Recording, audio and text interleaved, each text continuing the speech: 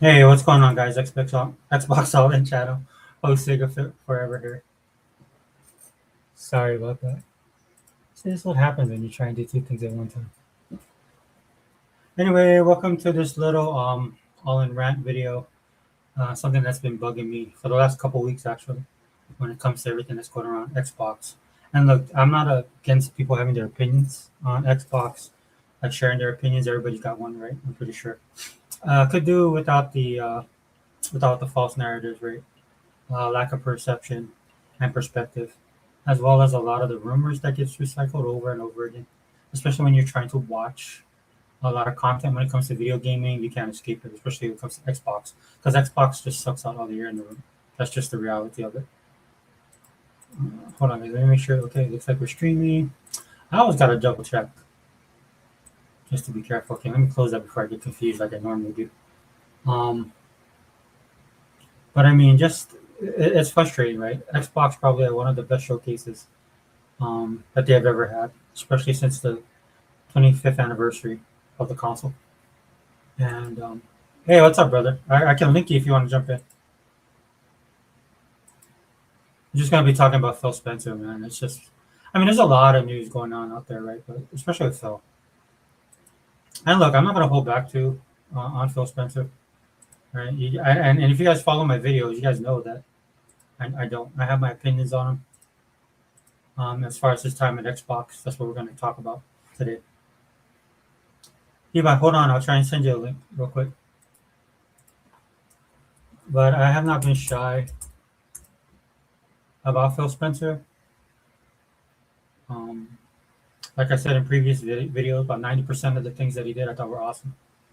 10% of the things that he should, that the 10% I didn't agree with him. And that's what kind of you're seeing now with what's going on with Xbox. And that 10%, I mean, a lot of the stuff he did, and I'm going to give him his flowers today, right? Because there's a lot of people out there Monday morning quarterbacking with him, and I don't think it's fair. I really don't. Because a lot of the times, man, when people mention the critique of Phil Spencer, it's to back up their own or perception of what Xbox is, or what Xbox should be. And I ain't gonna. We can't. We're gonna address that today.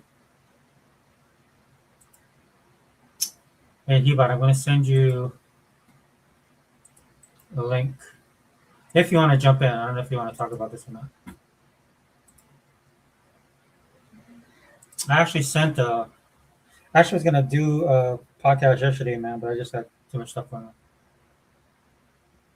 Weekends are like my time to catch up, and then I'm gonna have to start doing therapy. I want to start doing therapies on Saturdays too. So, I'm not sure if I can bring the podcast back.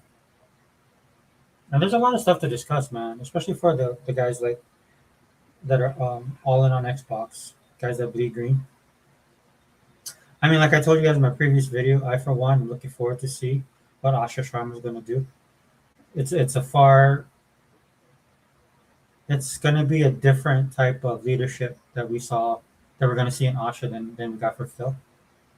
And I don't think that's necessarily bad. In fact, I think it's something that's needed. And again, like I said on my channel, man, and we're gonna do that, dude. I gotta give Phil his flowers because a lot of the stuff that we're enjoying right now with our system, and some of the stuff in gaming as general, is because of what Phil did under his administration or his time at Xbox. Right? His his um his acquisitions that he decided to do, Game Pass, right?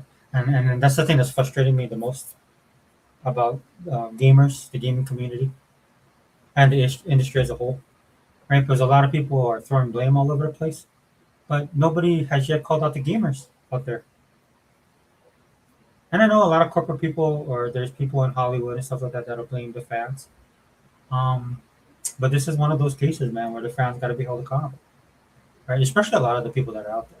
Now, in fairness, I consider these a lot of these people, they're dabblers in gaming.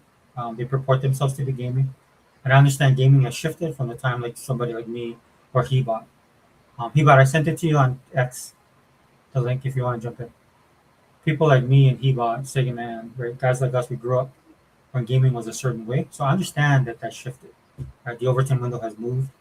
Right? I understand that, but still, at its core, there's core things that should make a person a gamer. There's core things that people should believe in as gamers, right? And that's one of the biggest problems I have right now with gaming. To the point I'm sitting out there listening to a lot of these guys talk about Xbox and where Xbox is going and why they made the thing, why did they make the decisions that they made. And again, this is all fair game. We'll talk about it. If Eva jumps in, we'll talk about it in more detail. Um, but at the end of the day, dude, a lot of the stuff that um, Xbox is getting critiqued over right now was a lot of the things that the gamers were begging for less than 13 years ago, right? And I'll even go 20 years ago. You know? The thought of capability, right? That's always been something that people can't stand. In fact, it's still that way now, right? You hear people talking about disc physical, right, versus digital, right? It was like back in the day, man. People were like, why do I have to buy new games or buy a game again, right? If I get a new console, right? That's always been the argument. So the thing was that everybody wanted, they wanted their cake and eat it too, right? They wanted the ability to keep their games, get their new console, and keep playing their games. And the only people that stepped up to that was Microsoft. I think Hiba will say Sony too. I'm not exactly well versed in that. Hiba could talk about that a little more. But to be perfectly honest with you guys, man, when it comes to backwards capability, that was all Microsoft and Xbox, and that's on the film. Right? The unfortunate thing about that is that Xbox thought of it and Xbox actually pulled it off as well as they did. Right? And the way that gaming is now, dude, Xbox can't do anything. They can't do anything good. They can only do things that are bad, and they get destroyed over it, man. And I'm sick of it. I really am. And that's been happening for the last month or so. When people, again, Monday morning quarterbacking, right, coming up with their opinions. Again, you can have an opinion, but you have the right to be wrong, right? But it's just aggravating to me, man. That the same people that the direction that Microsoft took with Xbox under Phil, everything that they built to and built towards, right, was because a lot of the fans in the community, right, were asking for it, and a lot of gamers were asking for it. Right now, to be perfectly honest with you, I didn't believe most of them, right? Definitely didn't believe any of them. I think Ebot will say the same. I don't speak for him, but I'm pretty sure he'll say the same thing, right? I knew it was all smoke and mirrors, because like I tell you guys on my channel all the time, dude, the console war is real. It's always been. Trust me, man. I'm a veteran of the console wars under the Sega brand, right? When Sega had their consoles, dude, it was the same thing. Xbox is going through the same thing that Sega went through, dude. Everybody has a fan favorite, right? That fan favorite is a PlayStation, right? And I'm not saying that they have that raw numbers. What I am saying is they hold the narrative and they control the perception, right? And it's powerful, right? Because you have generations that grew up under that, and they have the largest megaphone, right? So when people think of video gaming now, they think of PlayStation. I mean, there's guys that are out there that have random thoughts of Atari and how great Nintendo was. And of course, for me and guys like Ebot and Sega, man, it's always going to be Sega. Right, but in this day and age, man, we again, like I said in my last video, we grew up with a generation of people that only know PlayStation and PlayStation's brand, and it's a powerful brand. If I'm being honest, it's kind of like Disney. Like Disney should like unlike most companies, Disney should be bankrupt. McDonald's is another perfect example. The prices that they're charging, their horrible service, their horrible food, right? All the stuff that McDonald's does, but they're still one of the biggest fast food franchises. They're that big. I guess the term to use is too big to fail. Right? But a lot of that has to do, in the case of Sony and their PlayStation, a lot of that has to do with their fan base, right? And just the thought process of people when they think of video games, right? There is no other besides PlayStation. And it gives them a lot of currency, right? It gives them a lot of cover for a lot of the stuff that they do. Look at what happened. Right? They're going to get rid of their physical discs. And like I told you guys, I don't keep up with Sony. I could care less. Right? This was so big that it went across the spectrum when it came to video games. That's why I saw it. The interesting thing to me as a person who grew up back in the day, man, and knowing Sony like I do, and how big they were, the type of company they are, or the type of company they were, right? How big they were, all the stuff that they had their hands into, right? One of the things that they're kind of known for is their physical media, right? Because at the end of the day, they're an entertainment company, right? That's what they are. That's what they built their bills. That's what they get their bills and whistles from. Was being that as being that entertainment giant back in the day. And I'm talking music, movies. Talked about this on my channel before, right? They were the Apple of their day, right? So to see them get rid of physical desks, that medium that they kind of built their that helped them build their company, right? Is something that should be talked about. And I'm not talking about from even from a contour perspective. There's something that should be studied, man. But because everybody's ultra focused, right, on Xbox and console war and all this kind of stuff, dude, that none of this stuff gets discussed. I would like to have somebody just do a basic, outside of the box, right? Because it has to be outside of the box. You can't have somebody or you have to get somebody that's into gaming that can cover both, right? But put on a different hat and have an honest discussion about that. Because it's pretty big for them to be doing this, to be getting rid of physical media. I know there's a lot of theories out there. Is that dude? I don't care enough about Sony. Hey, Sega man, what's up, brother? Hey, I'll send you a link on Instagram if you want to jump in. I'm not. I'm gonna be on too long. I don't know. I always say that, bro. We're always on.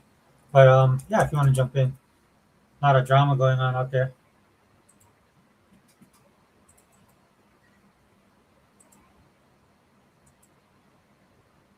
Yeah, I sent it to you, Sega man, on Instagram if you want to jump in, if you got time. I know you've been busy too. Yeah, but welcome. Always good to hear from you, brother. Good to see you. Yeah, Sega man here. Sega man in the house. You must have heard me talking about you.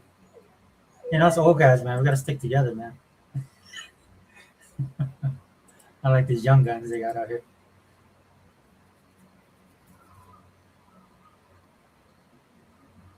Yeah, but I mean, again, it's like Hebot says all the time, right? The perception, right? The perception is strong, dude. That's just something that they need to change. And by them, I mean Osher, right? I am really actually looking forward. I mean, you can miss me with all these noise, right? We've been on this road before. This has been since 2013. For me, Sega Man and Hebot, this has been since Sega.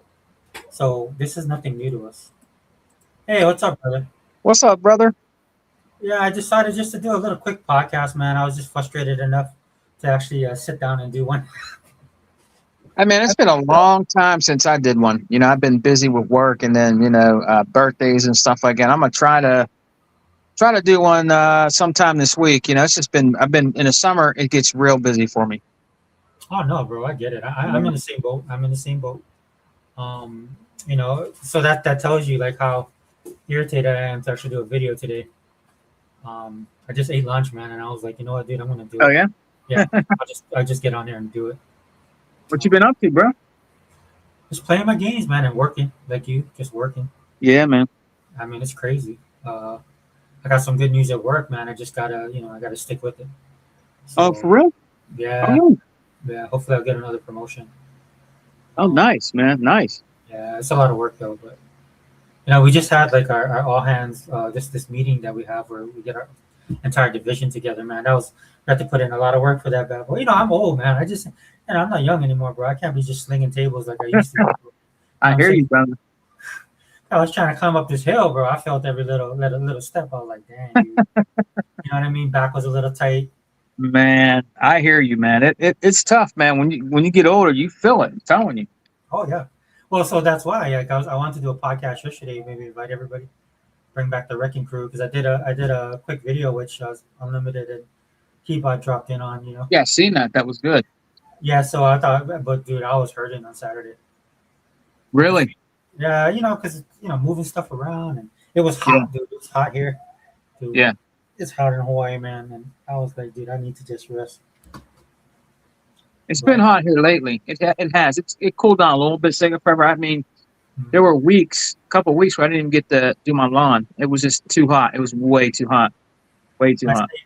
I seen those guys, man. I've been keeping up with all the World Cup stuff, and I seen those guys come over from Europe, man. They were having a hard time adapting to the heat because people told them, man. People told them like Americans are telling them before they come over here, dude, it's hot here, and they're like, what? It's like they're 80 degrees. Like they can't handle their 80 degrees. They don't know how bad our 80 degrees is. You know what I mean? Humidity? Oh Oh yeah, man. but our humidity is nuts. Hawaii, we have humidity. In fact, the only thing that saved me on Friday when we had the party, man, is we had this trade winds come in, probably about Yeah. 15, 16 miles per hour. Oh yeah. It was wreaking havoc at the picnic, but it was cool. So I was like, fine, dude. I could bend over and pick up over a stack of napkins. I'm Yeah. blown over. No problem with that as long as it's cool. You know what I mean? Yeah. Yeah. Man, it's crazy though. It is. It's crazy, man. The way the humidity is and stuff like that, man. It's just nuts, bro. I think it's because we have got used to having air conditioning and stuff. That's what the tourists that were here from Europe, man, they went to Dallas Stadium, so they Yeah. were walking, man, they were sweating. Like the guy was like, dude, I'm sweating in places like I didn't even know existed. And then Yeah. they go to the stadium and they're like, oh, I heard the stadium's air conditioning, but I don't know if you've seen the inside of Texas Stadium or the Cowboy Stadium, bro. But I think I did see it one time. Yeah, I think I did. yeah, it's domed with that retractable roof, and Oh yeah, bro. Yeah. Yeah. it's massive, dude. It's like inside outside. You know what I'm saying?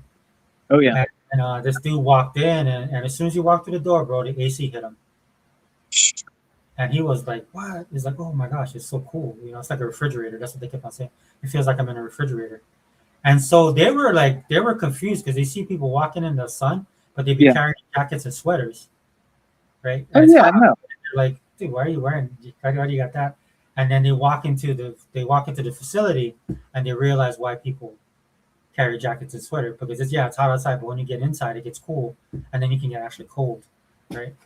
Yeah. Probably gets. Yeah. You actually get real cold probably while you're in there. Yeah, especially if you're not a big person. Like somebody like me, I'd be fine, you know. Yeah. But like just somebody that's like 150 pounds would be like, "Ooh, it's Oh kind of yeah. chilly." Easy. They'll be Yeah, they'll be freezing their ass off, bro. yeah. But it I was mean. cool. Yeah. But other than that, I mean, so that kind of stuff, dude. And that's why I mean I've been actually pretty positive, dude, because it was a really good stories that everybody was sharing. And then you come to look at Xbox, right?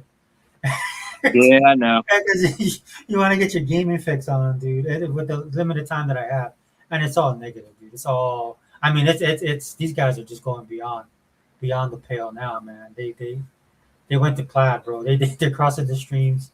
It's crazy, dude. It's almost like because I think deep down inside, guys like us that bleed green, Yeah. we actually see what's going on, and we've been down this road. It's not our first rodeo, Yep. right?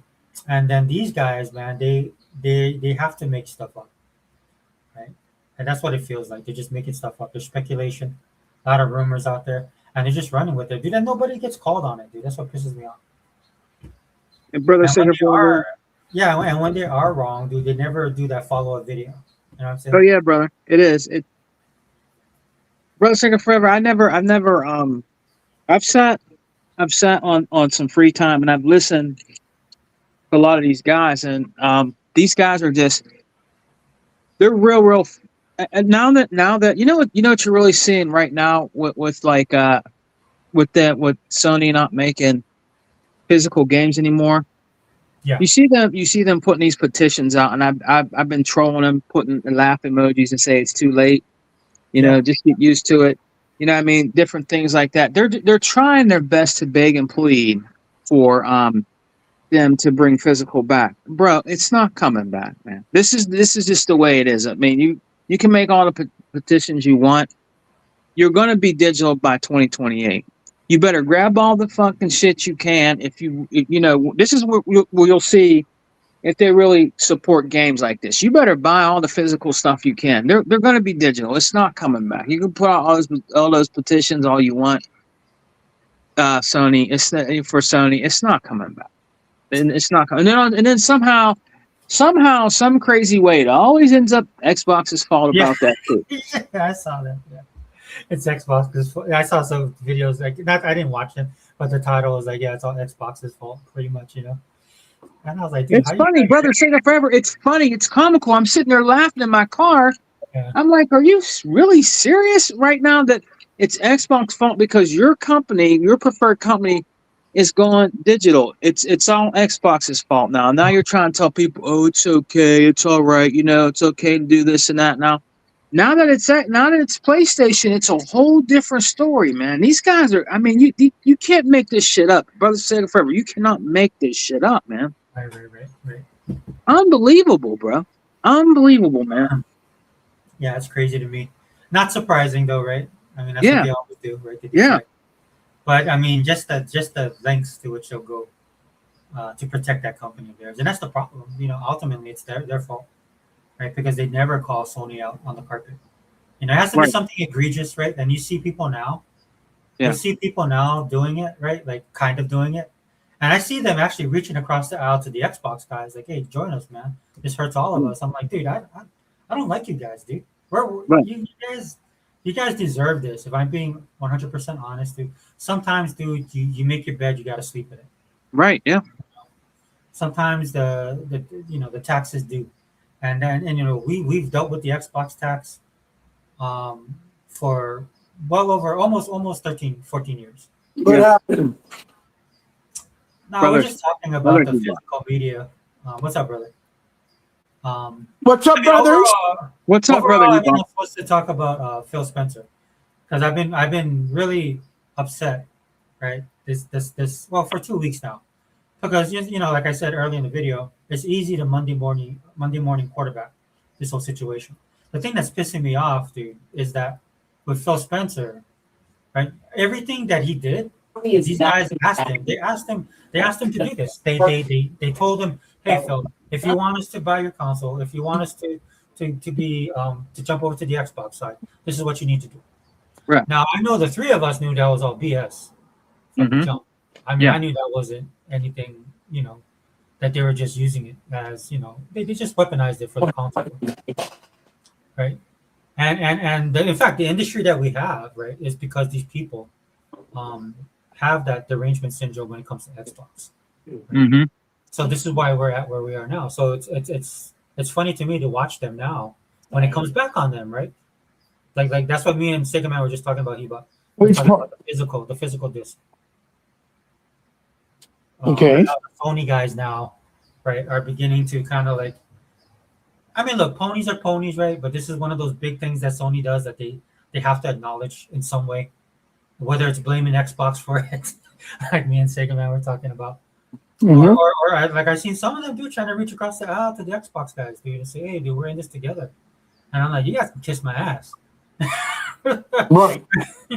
All right, I was like, dude, so what are you guys gonna do? You've allowed them to run roughshod for over 20, 25 plus years. You let Sony do whatever they wanted to do. Sony could do no wrong. Mm-hmm. Sony is the industry leader, which we know they're not. Right. And they can do stuff sit perfectly still, and all you guys do is focus on what Xbox and Microsoft does. Mm-hmm. So now, to me, it's time to pay the piper, in my opinion. It sucks that the rest of us, like me, you, and Sega Man. I know you, Hibot, you, and Sega Man are way more physical than I am, Uh-huh. right? But I love having that choice, right? Mm-hmm. Mhm. I want to like if it's Xbox games, I want to buy the physical. If I want to own it, I don't want a code. I want a disc in there. Right. Even if you put a disc and it's a code, at Here's least lie, the thing. Here's the thing. at least lie to me. Can I say something real quick or no? Yeah, I'm sorry. Go ahead. That's what we were talking about. Go ahead. Here's the thing. Here's the thing. Yeah.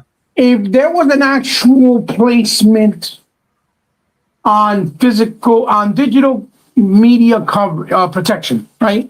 Yeah. Like if there was an actual law, like the way that the Trump administration passed in his first term when he had to do with music. Remember that thing he passed where if anybody downloaded music from any artist at any time, you had to pay the artist and you couldn't take it away from the people buying it. Right? Yeah, that was Yeah. the digital. And they passed that. They have passed that law. And you guys can look it up. It's all public record. And the musicians were all happy because Trump did that. Because the problem that was happening was everybody was downloading music for free when new albums came out, and artists were not making money, right? And they were not what you call it being protected, right? And consumers, right?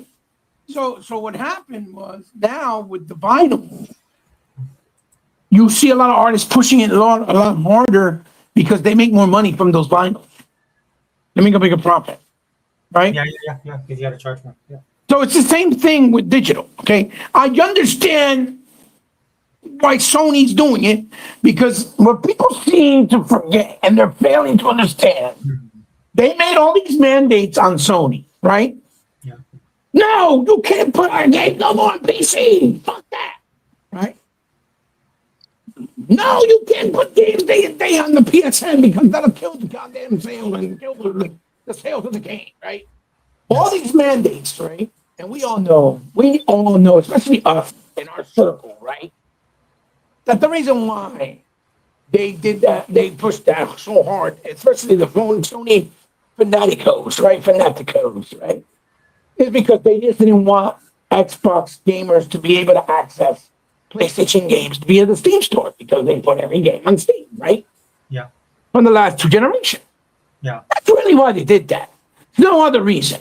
Because they didn't want no Sony game on PlayStation game on Xbox, so that they can keep making fun of us of we got your exclusives. You get what I'm trying to say? Yeah. Yeah. Because literally that's the mindset that they have of a child, right? And so in a lot of ways, I don't feel sorry for them. I'm glad Sony's doing this because Yeah. I really am, because now it's their own deathbed. Because Yeah. if they don't change it, which I know they can't, because economically they're just not there, right? Yeah. They're gonna die. People are not gonna buy the PS6 the way people think because they're not gonna go full digital. It's not. People want options, right? So I'm glad they're doing this because the whole thing was in 2013 was Microsoft had to steal our games. They're trying to control us. They're trying to take advantage of all of the gamers with the DRM. Remember that? Yeah. Yeah. Right? When the reality was DRM started on the PS3, right? With their digital storefront. It just wasn't pushed. Nobody talked about it. They didn't know what digital rights management was. Yeah. Right? DRM has been on PC since day one, since the beginning of time, right? Even if you bought a physical game for PC like Gears of War, like I had, you were only allowed to install it 3 times. After that, you could install it no more. Right? That's a DRM or a form of DRM, right? Yeah.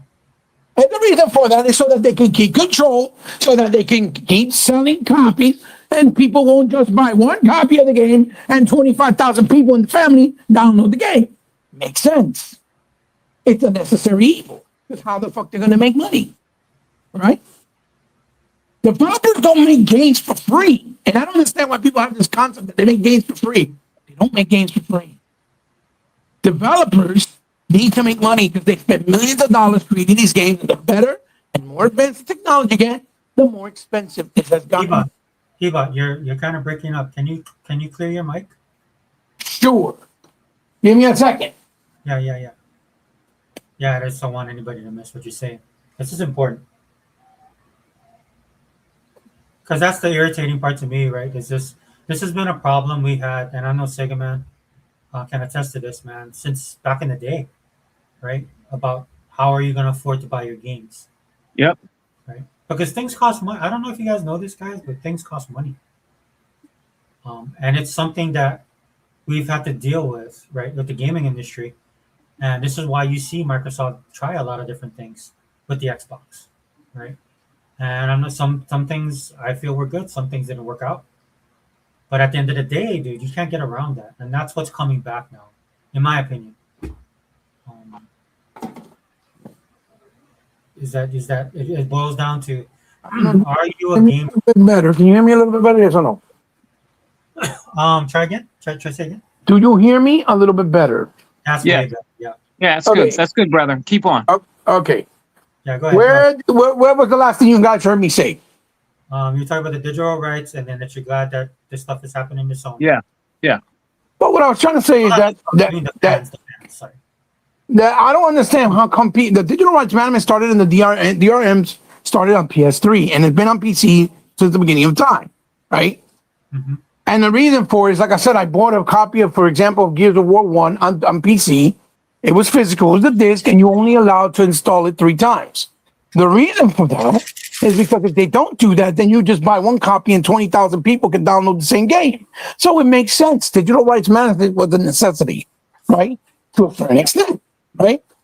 Yeah. And I don't understand why people think that developers somehow make games for free, or they don't spend millions of dollars making games. With the more advancement you get with technology in the gaming space, the more money they're going to spend. Right? The more expensive things are going to be. And the problem is not enough games are selling at a sufficient amount or at a quick enough rate for them to make up the cost of that game or of the development of the game, right? And this has happened multiple times. When Microsoft did their DRM in 2013, it was because they were trying to protect developers from having to close their doors, as we all saw when we had games like that game that I told you guys that came out with the ghost detective that you die and you become a ghost in the beginning of the generation, the Xbox One. The very day the game came out, Oh, I know what game you're talking about. Go ahead. yeah, the very first day the game came out, they closed their doors because they didn't have enough and sufficient, I guess, game pre-orders or games or copies of the game sold. And they had to close down their studio doors that same day the game came out. And the game was actually Murder Soul Suspect. That's what the game was called. Yeah. Yeah. And the game is actually a very good game. And so Phil saw this foresight once he took, and even before that, before Phil, even Don Matrix, I'm pretty sure, before even the Xbox One launch, right, and the PS4, it was happening during the 360. It started to happen, right, where a lot of games were not selling enough or quick enough after they spent all this money, and studios would have to close down. Then the other thing was, we would go to GameStop and these fucking sharks at GameStop and Best Buy would trade in our games, and they'll give us $25 when we just spent $60 buying the game brand new a day ago or a week ago, right? Yeah. And then whatever, and then they come and sell it to you for 55 or 60 and only take $3 off or $5 off. And that money would go directly to GameStop, not to, any of the companies, because these people think that when they sell them used, for some reason, the money was going to Sony or Xbox or Nintendo, when it's not. It's only going to GameStop. That's why they push used games more than new games. That's what GameStop always does. Well, we have it used. You should buy it used. We have it used. They do that. They did that all the time. That was the reason why Microsoft was trying to do the DRM, so that you had to wait the 30 days. If you bought the game from the store, you could only get charged like $15.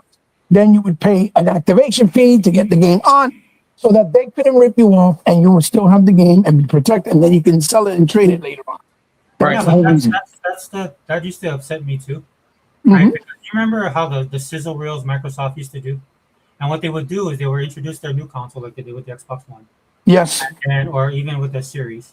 And then what they would do, they would bring in, that's where you saw your Todd Howard would come in, right? Like the dude from EA, right? The guy that makes what's that? Alone in the Dark. Right, they would do these sizzle reels that wouldn't just be the players, they would also be like the developers or the heads of companies and stuff like that. Talking about, in fact, Steven Spielberg was on one of them. Right. And the purpose of that was Microsoft was thinking of the industry as a whole, right? And so over time, like they do stuff like that, right? They were thinking about the gaming industry and the community. They had the best intentions, right? But they would always get spit in the face, right? Yeah. By some of the same people in those sizzle reels, by the way. Or some of the people they would help out. Cuphead is a good example that he always brings up, which is good. A Studio MDHR. Mm-hmm. Yeah, right. That they would always bend over backwards, right? For them, right? And that's kind of why I'm upset, right? Because a lot of the stuff that Phil did, right, was for the greater good. Because Phil, if you guys didn't notice about Phil Spencer is a really nice guy. Yes. Mm-hmm. To a fault. He's the perfect example of nice guys finish last. Yeah. That's what happened to that's what happened to him now. Yeah. He's getting all the blame, even though he did really a whole bunch of good for Xbox. Yeah, he did. If it wasn't for Phil, Xbox wouldn't be where it is today, as far as how far they've lasted and through all the hurdles. Yeah. Phil did more good than bad. Yes, that's a fact. Yeah, way more good. The problem is, because he was such a nice guy, now he's getting all the fucking blame for everything. Like it's the typical thing. When somebody leaves an organization, that's the person you. Yeah, absolutely. But I think this is more diabolical because, this is the Sega Man. Maybe you can, you know what I'm saying, Sega Man. It's like we're kind of talking about this a little earlier.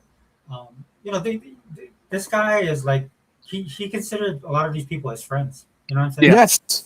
He's known them since he's been at Microsoft. He's known them from the very beginning. Absolutely. Because he said it. He said it. I've known Todd Howard. I've known Pete Hines. All those guys for years and years and years. Even Lupita, people at Sony. He said it. I mean, he talked good about Sean Layden, and Sean Layden was talking shit about him. Yep. Yeah. You get what I'm saying? Like, bro, listen.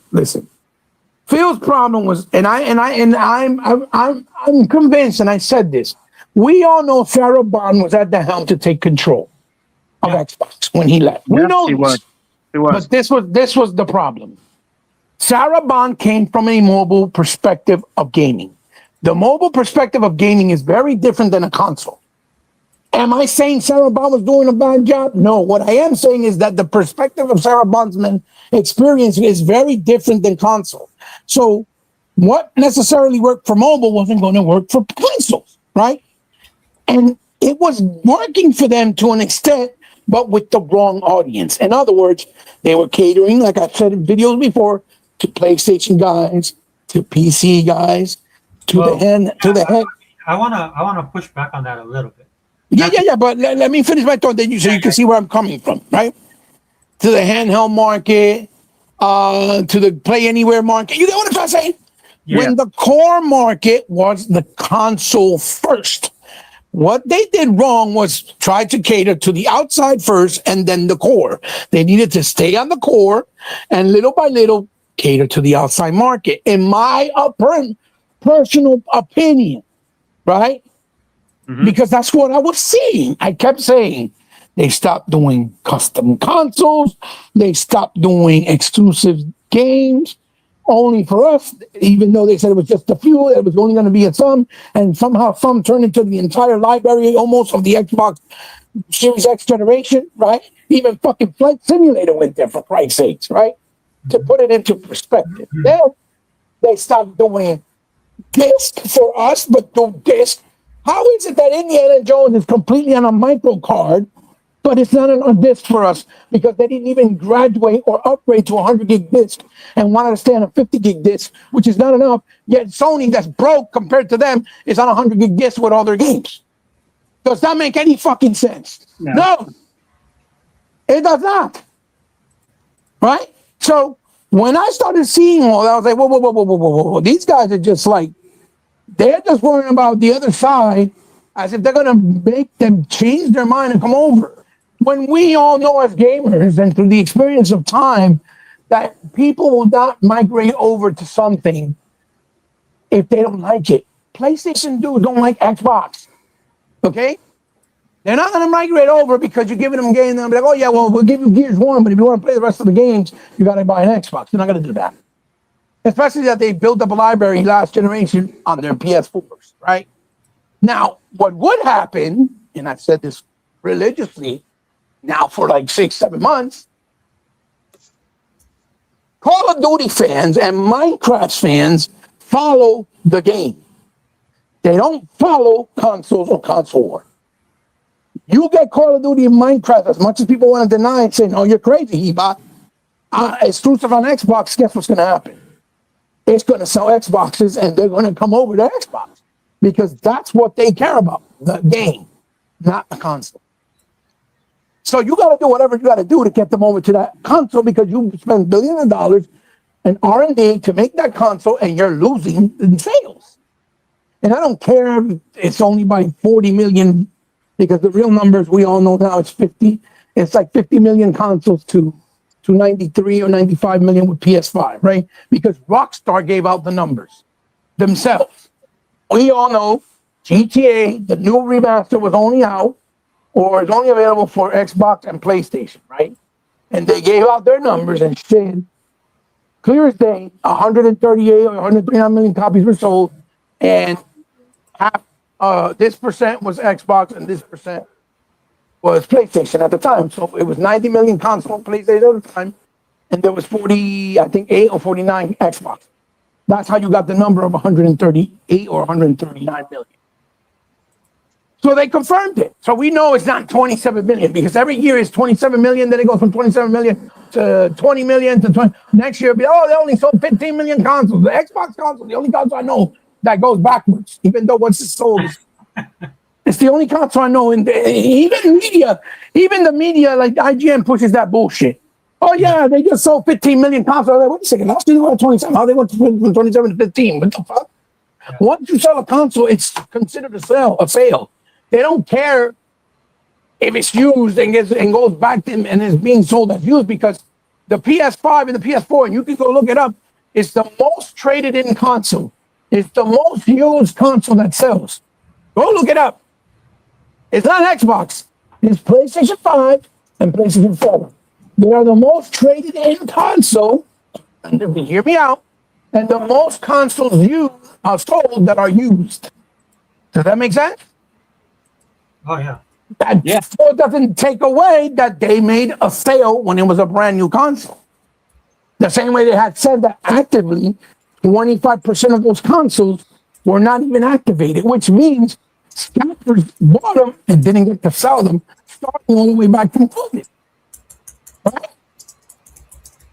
These are the black and white eras where no one really wants to mention, especially media that's quote unquote legitimate or that is quote unquote non-biased. Right? They'll just say what's in front of you, but they won't go into detail. And then, of course, casuals that are not really paying attention and that are not really invested the way that people like me, you, and Sega Forever are. Sega Man, right? This is the culture. We live this shit. We've been here through ends and outs. We see consoles come and go, companies come and go for years, for decades, right? We're going to tell you this truth, but then y'all just Xbox shills, y'all just Sega shills, y'all just stupid, y'all don't know nothing. Y'all just old farts that need to go and retire over the hill because y'all fucking crazy and delusional, right? Even though we're telling you the fucking facts. And you can look them up. They're facts. Everything I said has come out to fruition. But I'm the fucking retard since 2013 that don't know shit. Now Jason Schreier says, they make 70% with the digital sale and only 30 with the physical. They don't make no sense, but they don't make enough money, right? But when I said it, I was being a fucking retard. I didn't know what the fuck I talk about. That's fucking because they want to make more money.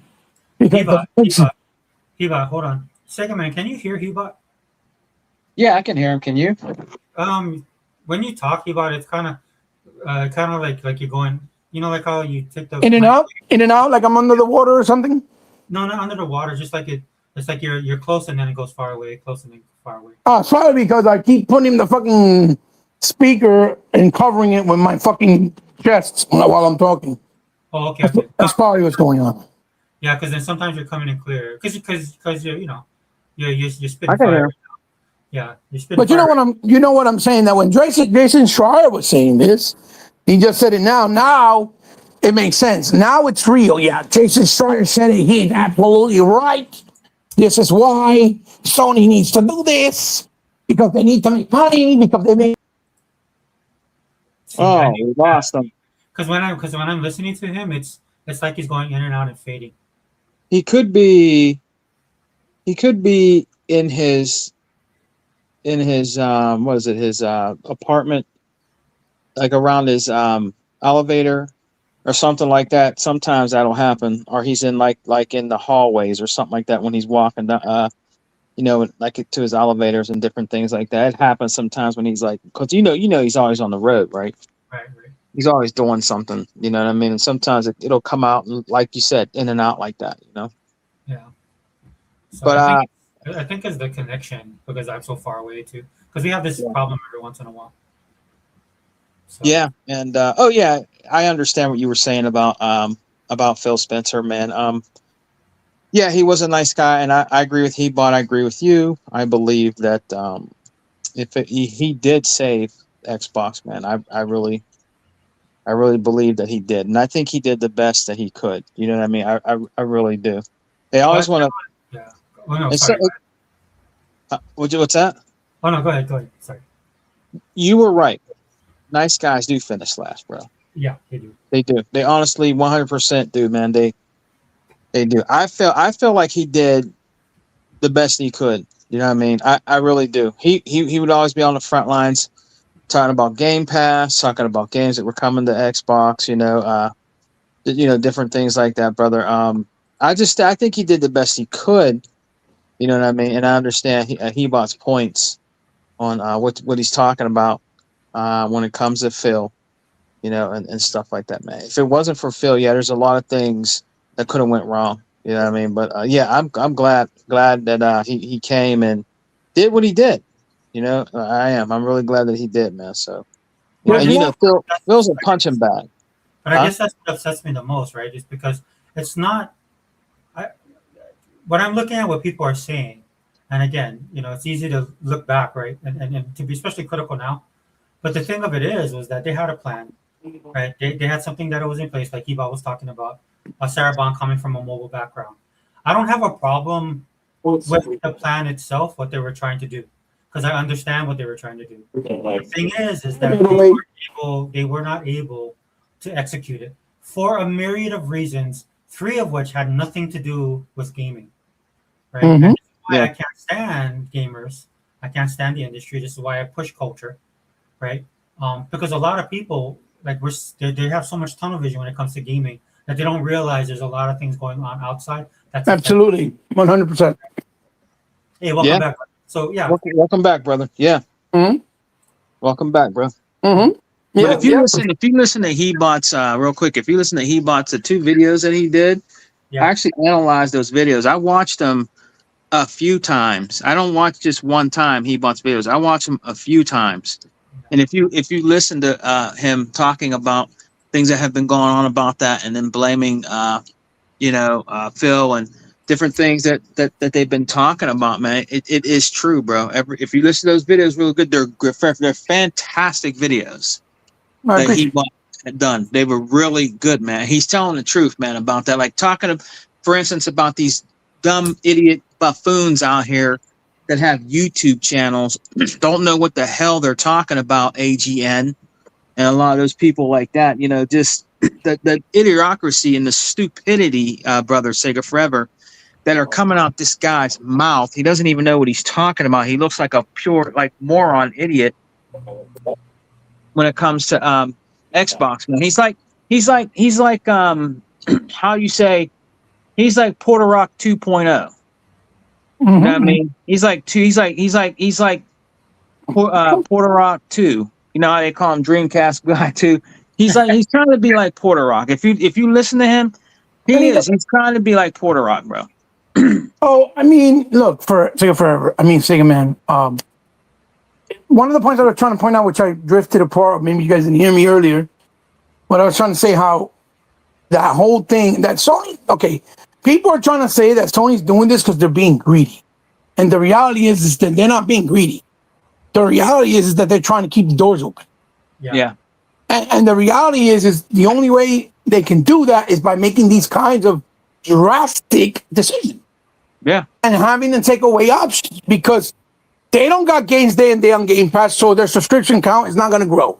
Their Nope. subscription count is not high. Not for Nope. PSN. That's number one. Nope. They can't put games on PC because their fan base will be like, how fucking dare you? Those games belong to us.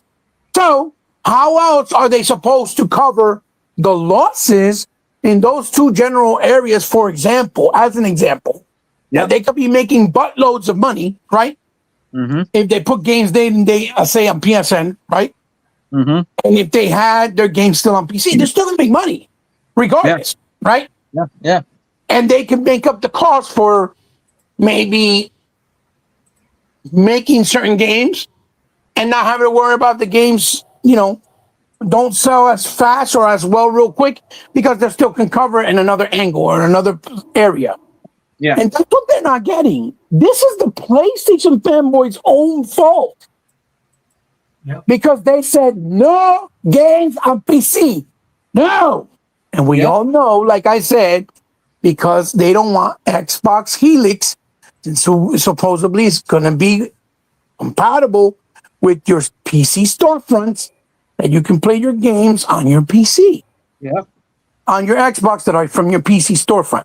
That's They true. know that. And since they know that, it's all about bragging rights with them. Like I said, we got exclusive and you guys don't. That's why they were pushing that so badly, trying to be funny. Like, oh, Phil, pull all the games, and then they want to play when Sarah, when Aksha said no, Gears of War will be the beginning of us going back to exclusives, right? Mhm. And then they're like, how dare you? We spend money on Gears of War Ultimate or whatever the fuck, Reloaded or whatever it was called. Reloaded. Yeah. My dude, there's Gears of War Tactics. There's been Hive Busters, Gears of 1, 2, 3, 4, Judgment. All in games are on Xbox.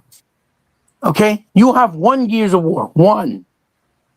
Okay, one. That does not make you entitled to have all the other gears coming out after that. And then I seen dummies saying, "How dare they not bring Gears E? I think it's a mistake. It's gonna fail. It's not gonna sell, motherfucker. Gears of War 5 broke records. Did you motherfuckers forget? The only one that didn't do as well as they thought it was gonna do was 4, and it still did better than what they expected. Gears has always sold well on Xbox because it's always been a hit on Xbox. So when you get in this idea, and don't say, oh, because the Game Pass, because 4 and 5 were on Game Pass and they still sold well.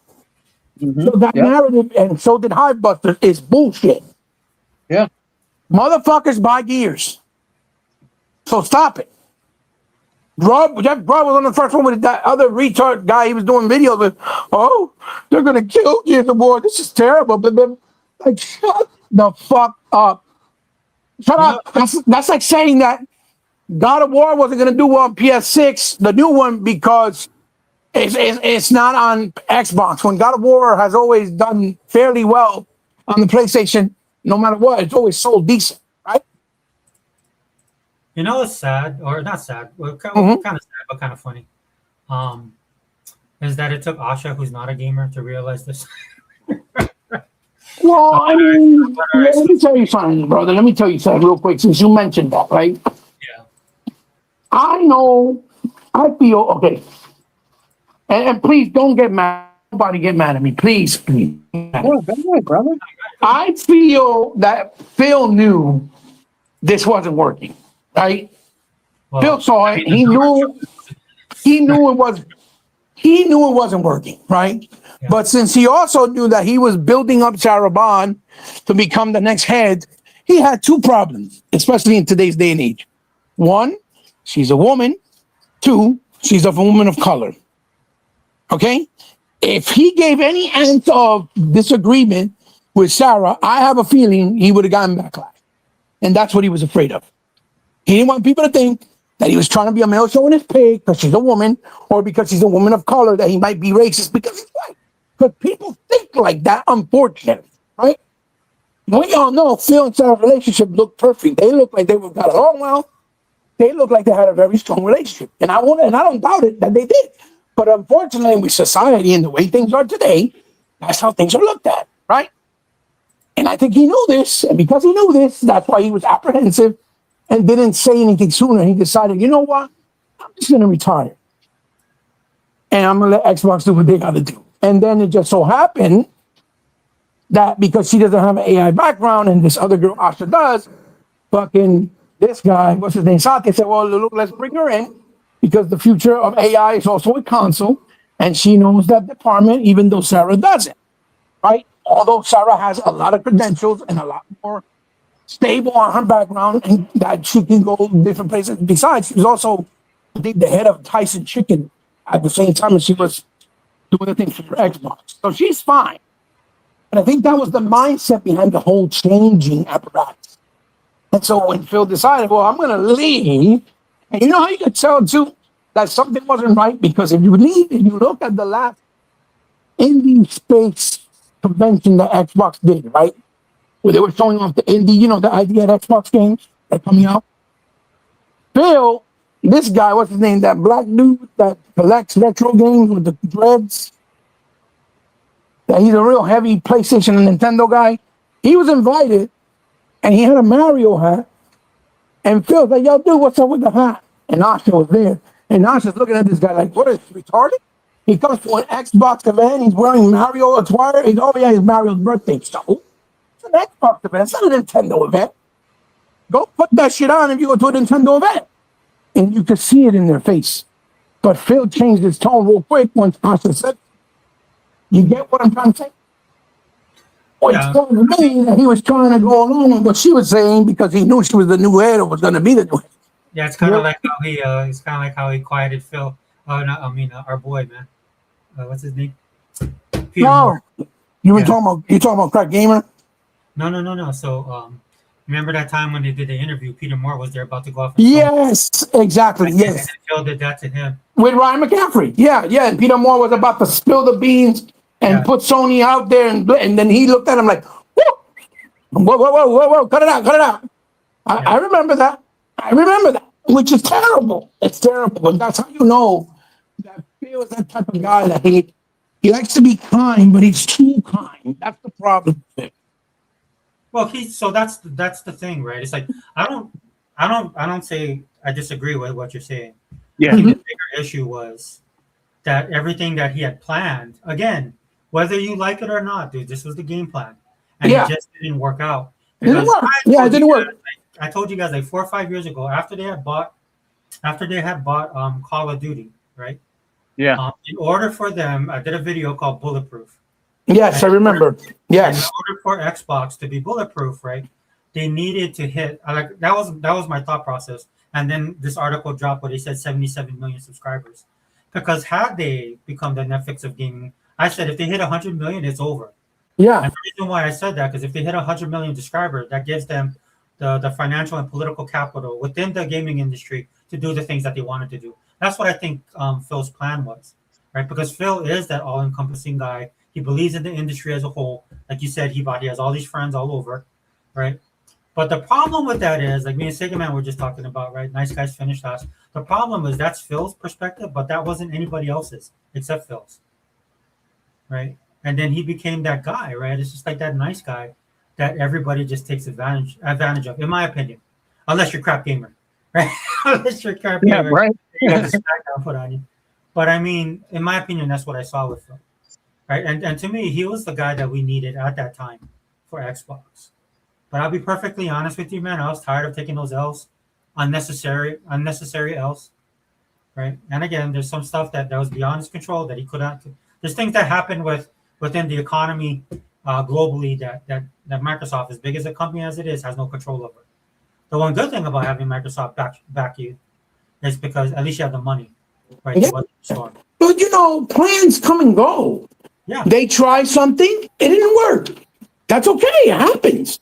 Well, That's business. The only critique I have about that is that there's things that I wish you would have done, and that's why I ranted in my last video, like 3 videos. Right. Mhm. Was that's what irked me the most about him, bro. It's like, if this was your plan, dude, why didn't you fight? Why didn't you fight for this, man? Why didn't you fight for these people? Because you didn't fight, all these people are gone. Yeah. And unlike most of you guys out there talking about South of Midnight or talking about Avowed, right? The 3 people in here, we played those games, and we own Game Pass. Yeah. That's this group right there that you're talking to, right? So you can't sit there and tell me what this game is and what it isn't. Absolutely. Yeah. And unless gaming gets over this little thing that we have, right, about not trying games, like Sega Man says, every game that comes into Game Pass, he plays it. Of not at least trying or putting yourself out there to be disappointed, right? Or if you know a game's going to be bad, just try it. If it's bad, if it's not what you wanted to, there's nothing to do with politics. It's just your general taste, dude. Because that's how we are all the time. Whether it's music, movies, whatever it is, dude. If it's not, we're not supposed to like everything. That's not reality. No, we're supposed to like and dislike certain things. Mm-hmm. Well, like you said too, I think you said a comment earlier on Twitter, bro. It's just like, dude, you don't just buy the if you can't stand that people aren't getting, just buy the game. If you have Game Pass, you can still buy the game. Yeah. Well, because I hate those people that say Game Pass just have throwaway games. I'm like, throwaway games? Clearly, you don't have Game Pass. You don't have Game Pass. Because if you had Game Pass, you wouldn't say that. And any mentality of a real gamer, right? Real gamer. We don't consider single, AA, or independent games throwaway. Because that's not true. Yeah. There's many games in those segments, in those brackets, right, of money or funding that are spectacular. And people only know that if you play the game. So I'll even go further than that. Xbox under Phil recognized this, and they will go get those games. This is how you got some of the games, right? That's how you hear the people say, "Oh, this was like a high ranking on Steam." Yeah. PC gamers gave this a high ranking, that's how you got a game like Hades in Game Pass. Sure, we got it a year later, but Xbox would actively do that as well. They're still doing that now. Yeah. They're doing that right now. Like the games that they want to take a chance on, the games that they want to get people.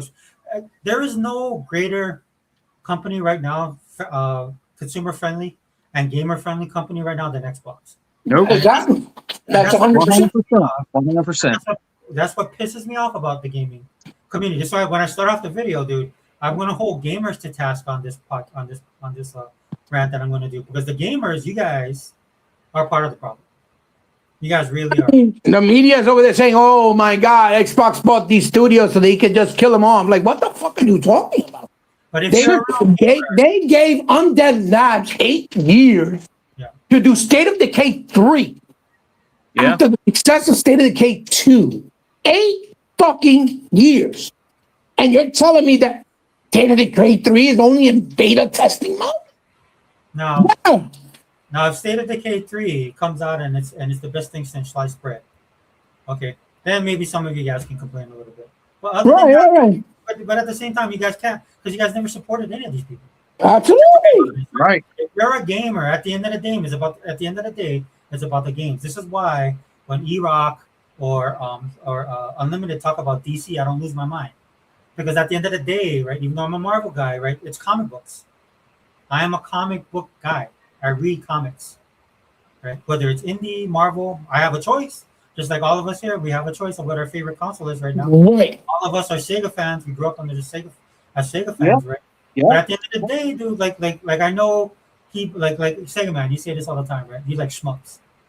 Yes. So you're not gonna let any barrier stop you from playing what you love, Absolutely. right? Regardless of where it is. And Sega man's been like that as long as I've known him. And so is He-Bot. Right? Even though I choose not to participate and I stay in my little hole, it's all fine, right? Because at the end of the day, it's about the games. That's what it should be about. And that's what I think is the bigger danger right now, because you have a lot of people that purport themselves to be gaming fans, and I don't think they are, if I'm being honest. I'm just being Dude, how do you call yourself a gamer and then say Rambo or the Keeper or the Gong or even something like Split Fiction that I've been fucking praising and telling people you gotta play that fucking game. I don't care if it requires 2 players. You have to play the game from beginning to end, and you will understand why I said what I said. The games are phenomenal. Games like Low Straight Road or Bramble or It Takes Two. Those games exist, and you're telling me here, oh my God, those are little welfare games. Like, bro, go fuck yourself. I can't think of Hey Hiba, we're losing you. You tell me games like that are welfare games, then what you're telling me is you're not a gamer, and I'm gonna tell you go fuck yourself. Because I can't take you serious. No offense, I can't take you serious. You can't sit there with a straight face tell me all these games that I played, and I know how phenomenal they are, and you're gonna tell me, but they're not great games, they're woke or they're garbage. Bro, you fuck out of here. Even if Sheep Baby is involved, there was no woke in those games. Or Okay. or at least tell me why. Like give Give me an explanation, right? And when you tell them that, what they do is, it's because Sweet Baby worked on it. So yeah. that's not a response. Tell me, show me, point it out. Because I could tell you from beginning to end how the game is not woke. Okay. Like I'll sit here and tell you why I like South of Midnight. Right? Yeah. Because when I play it, I feel like I'm lost in it. For me, the reason, and this is what I love what Asha said. She said we want to entertain 1 billion people a day. Yes. You use the keyword of entertain, because there's a level of immersion that you should have with these things that we participate in, right? Absolutely. Is one of them. You did that with your music. Yeah. Just the other day, my daughter played this song, and I'm listening to it because I'm driving. I let her pick the songs, right? So she picks the song, and I'm listening. Hey, do me a favor. To the song, but then as the song is playing, I'm like, you know what? That song is pretty good, right? And come to find out, I was looking at the credentials of it, dude, and this is dude that I knew that worked on the song in a genre, from back in the day, back in the 90s, when it was all about hip hop, R&B, right? Mary J. Blige, you know how big these artists were, man. That was like a defining moment in hip hop and soul, right? And R&B was the 90s, right? And then you look at that, and this person is working on something that has nothing to do with the area of expertise that you would think he would be in. And the reason he can, and that hit me, the reason he can do that is because at the end of the day, he's a musician and he loves music. Mm-hmm. And that's what's happening now with gaming. And it's really bad, dude, because this is what's going to cause gaming to fall, right? Is that you're not having people actually experience gaming. Yeah. It's like with movies. The thing is that the people and the social media, right? Yeah. Social media has become a thorn or a fucking splinter in your fucking foot that you can't take out. Right. Because you need it, right? And it's super incredibly useful if it's used properly, right? But at the same time, it's giving people too much freedom for information, and people are not critical thinkers anymore. They can't think and do things for themselves. The difference with us is we would have to go and do the research manually in a library or talk to people and play the stuff ourselves or see the stuff ourselves, listen to the music ourselves, albums, movies, read books, read comics. We had to do the research ourselves. And that's why we discovered, hey, this is not really the way it is like this. Or maybe my thought process is different from this person because we looked at it from two different angles and points of view. Mm-hmm. There's no more critical thinking. That's why politics is so retarded the way it is right now. So much people are divided because there are no more critical thinkers. Now it's, this is what this person said because this person said it. That means that's what it is. You see what I'm saying? Even it's not even in their best interest a lot of times. Right. Like what me and Sigma were talking about, right, Sigma? With the discs. Mm-hmm. Right? It was never like this stuff is happening to you now, but it's a product of what's been going on in the gaming industry as a whole, of which you participated for years. For years that you participated in. Yeah. Now that it's time, now that the bill is due, lack of a better term. Now that the bill is due, now you want to do something about it. You know what I'm saying? Well, I mean, Yeah. I'm at fault too because I buy digital games, but the difference is I buy digital games that are only available digital and was never offered digitally. If that game had a physical copy, I bought that game. No, but you and Sega Man's been doing that. You see what I'm saying? That's a product of what's going on as a whole, right? Yeah. Definitely. Yeah, that's not the you're not the cause. That's you guys reacting. I'm the same way, right? No, I'm just saying, brother, because I don't want nobody to think that I'm being a fucking hypocrite when I got over 3,500 games digitally on Xbox. You see what I'm trying to say? Yeah, so I'll say to you is like I wouldn't even take these guys seriously at this point. That's what I do. I don't listen to anyone. I know, brother, but I gotta stay a straight face. In other words, I'm not a hypocrite. I'll say, yeah, I buy digital games. I do. But the difference is I buy it physical first, and then if I see it on a sale, I'll buy it digitally so I don't have to either damage the disc or I can have the freedom to just go into the game, not take out the disc and mess up the cover or whatever. I want to keep it immaculate. I want to keep it clean, whatever. We like to double dip. Right. But I always buy the game first physically. Right.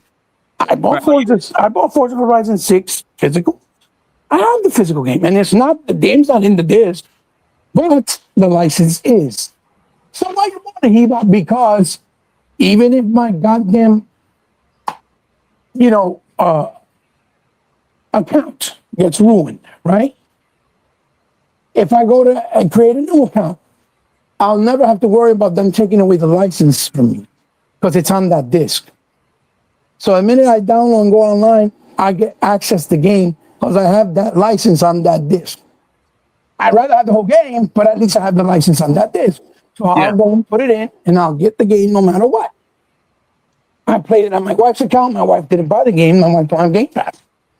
I don't have Game Pass at the moment because it ran out and I have to get Game Pass again, and I haven't been able to renew it, right? So I have the disc. I can still play it because that license is on that disc. And once I download the game, if it's a big file, I'll shove it into a hard drive, and I don't ever have to erase it. So I don't have to I don't have the internet to download it, so I can't play it. No. That's never going to happen to me because I have it backed up on my hard drive, and I could just go in and play it whenever the fuck I want. I don't have to worry about needing the internet to download it. And I put it in a hard drive that's not an SSD, so I can just move it over because you could just move it over. You don't have to play the game in a regular hard drive, but you can move it there.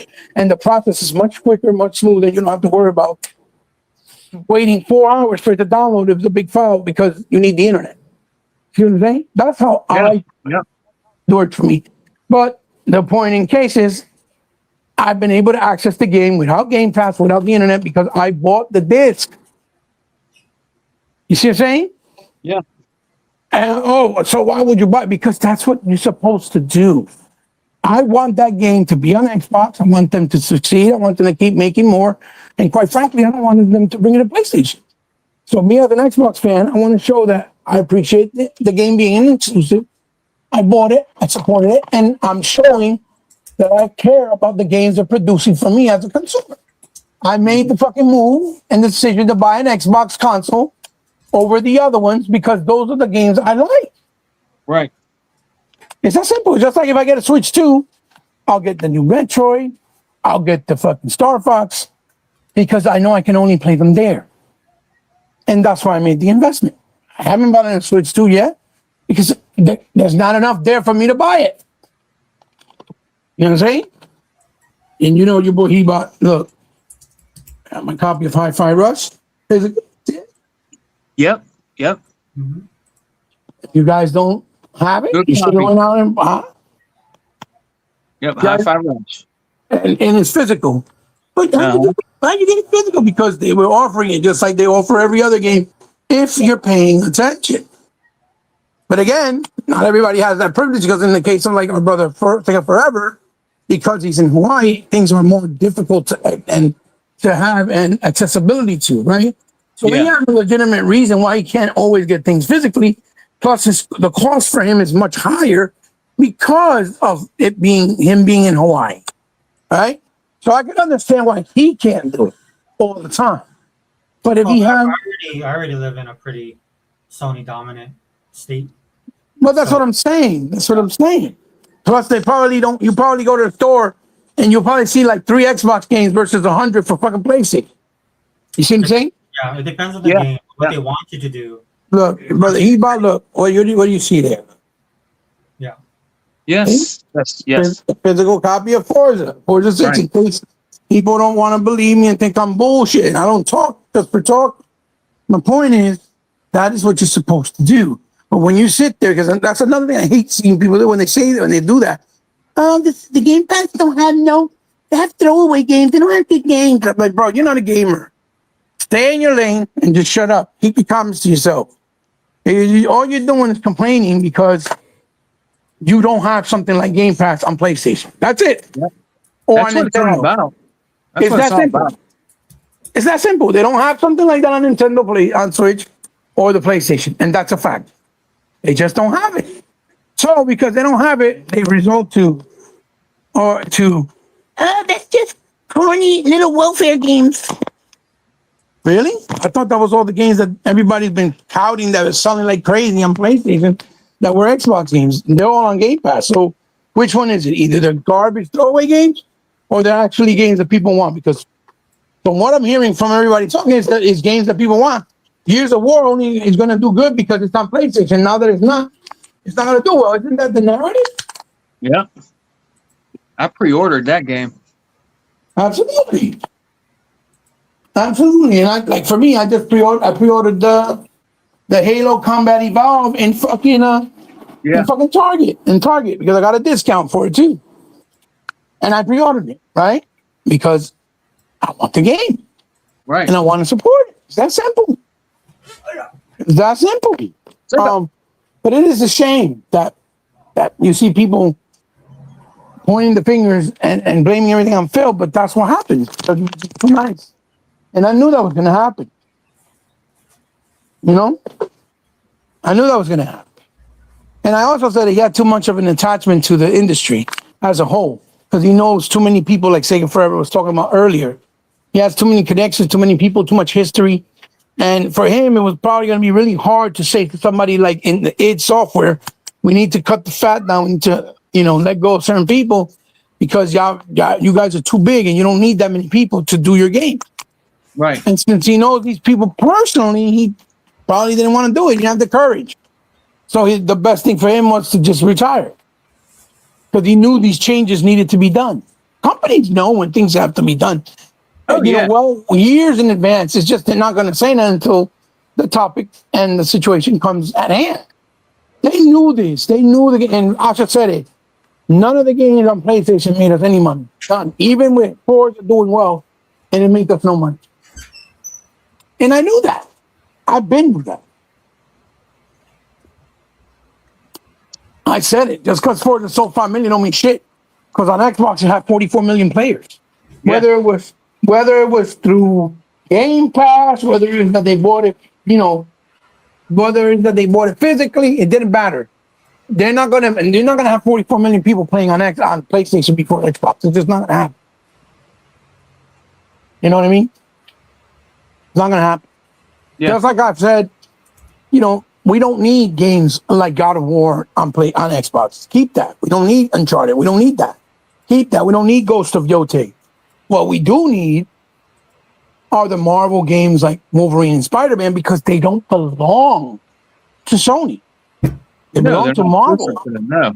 So since they belong to Marvel, they should be in every console. Like the new fighting game that Arc System is developing, the Marvel Tolkien, should be on all consoles, not just PlayStation, because it's not their IP. If they pay for an time exclusivity, fine. Fair game. Yeah. But it's not supposed to be lifetime exclusive or never come to Xbox, because they don't own it. How is it okay to keep games that's only on PlayStation that they don't own? I don't understand that fucking logic. Well, I mean, I think what the developers and the publishers use as an excuse, because, until they got a new president at Square Enix, that's what they would say. Mm-hmm. Because PlayStation has the bigger base. Install base, yeah, but we all know that 95 versus 50 is still a lot. 50 million people is not a little bit of people. Oh yeah, we know that. You know what I'm saying?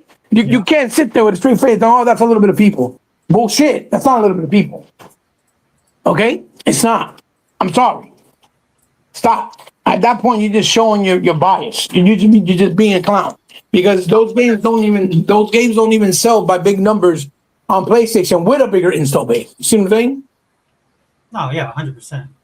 Right, but that's the narrative and the perception that we talk about. Mm-hmm, mm-hmm. That needs to change, and I hope Asha, she seems to be very savvy when it comes to business, right? Mm-hmm, I think it's good that they got a more business-like person, right? That can kind of cut through all the BS and the smoke and mirrors to look at it what it is. Like that, it's disadvantageous to us and our system and our console. That's the narrative that's out there, and that needs to change. And if she has to play hardball, I hope she does. I've been seeing by a lot of the stuff she's doing. I don't know if you guys saw the video, but the video is called Adult Daycare, and it specifically looks at Microsoft, and where they have these young, I think they're managers, team. What do they call that? Production managers, team managers, or whatever. And it's similar to all those other tech videos that you saw, right? That kind of blew up online because you look at their daily work, their workload, right? And for most people, that's ridiculous, right? No. But this one showed what right. It was at Microsoft, and with everything going on with the layoffs, right? That's what I don't know. That's what I look at what she's doing with the layoffs, right? Is that she's looking at what do you give, what are you producing, what do you give to the company, right? Because at the end of the day, man, it does boil down to what's your production, right? And that's for everybody, guys. It's just not for Microsoft. It's across the board. If you have a job, especially now, right? And a lot of companies are looking at what do you do, right? Like we're at work, man. We have a yearly evaluation, we have a midpoint, and then we have follow-ups as well. And we have to be able to show our workload and what we're contributing, right?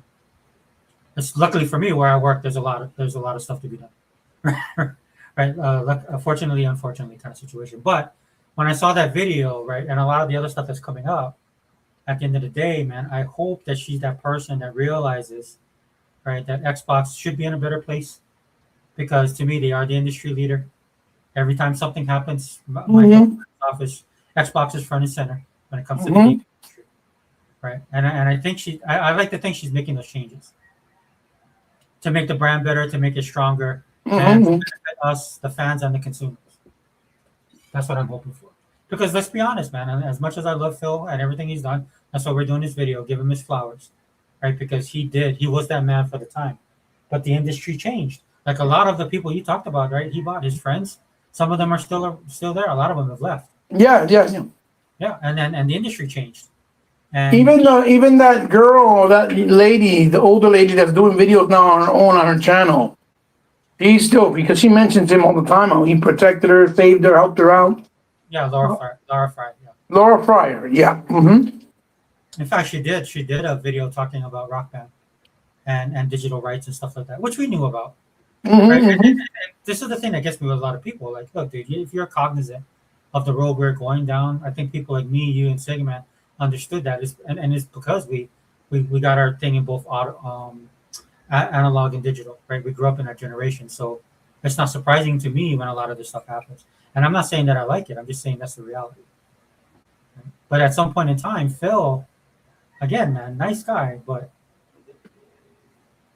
he got taken advantage of, in my opinion. People used him, right, because they knew that they could, and you're not going to be able to do that with Asha.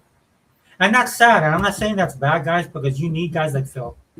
That you need those nice guys. But the way the world is right now, dude, it's not the time, right? That's why a lot of people, when they talk about Phil now, and some of these people praise Phil for all the stuff that he's doing, right? They when they talk about him, dude, they talk about him like he's weak. Yeah. Yeah, that's the narrative out there. He's weak. Yeah. Yeah. That's what pisses me off, man, because I'm like, bro, this dude broke bread with you. This dude like helped this industry. This dude put the developers first, the publishers first, right? Everything he did for Xbox was number one, people were saying that's what they wanted, which was a lie, right? Like when they were saying that Microsoft weren't giving developers the freedom to make other projects. Remember with Halo when Bungie first left? Oh, that's why they left, because they don't want to let them do nothing, blah, blah, blah, blah, blah. And what happened? They left and went to Sony. They were by themselves.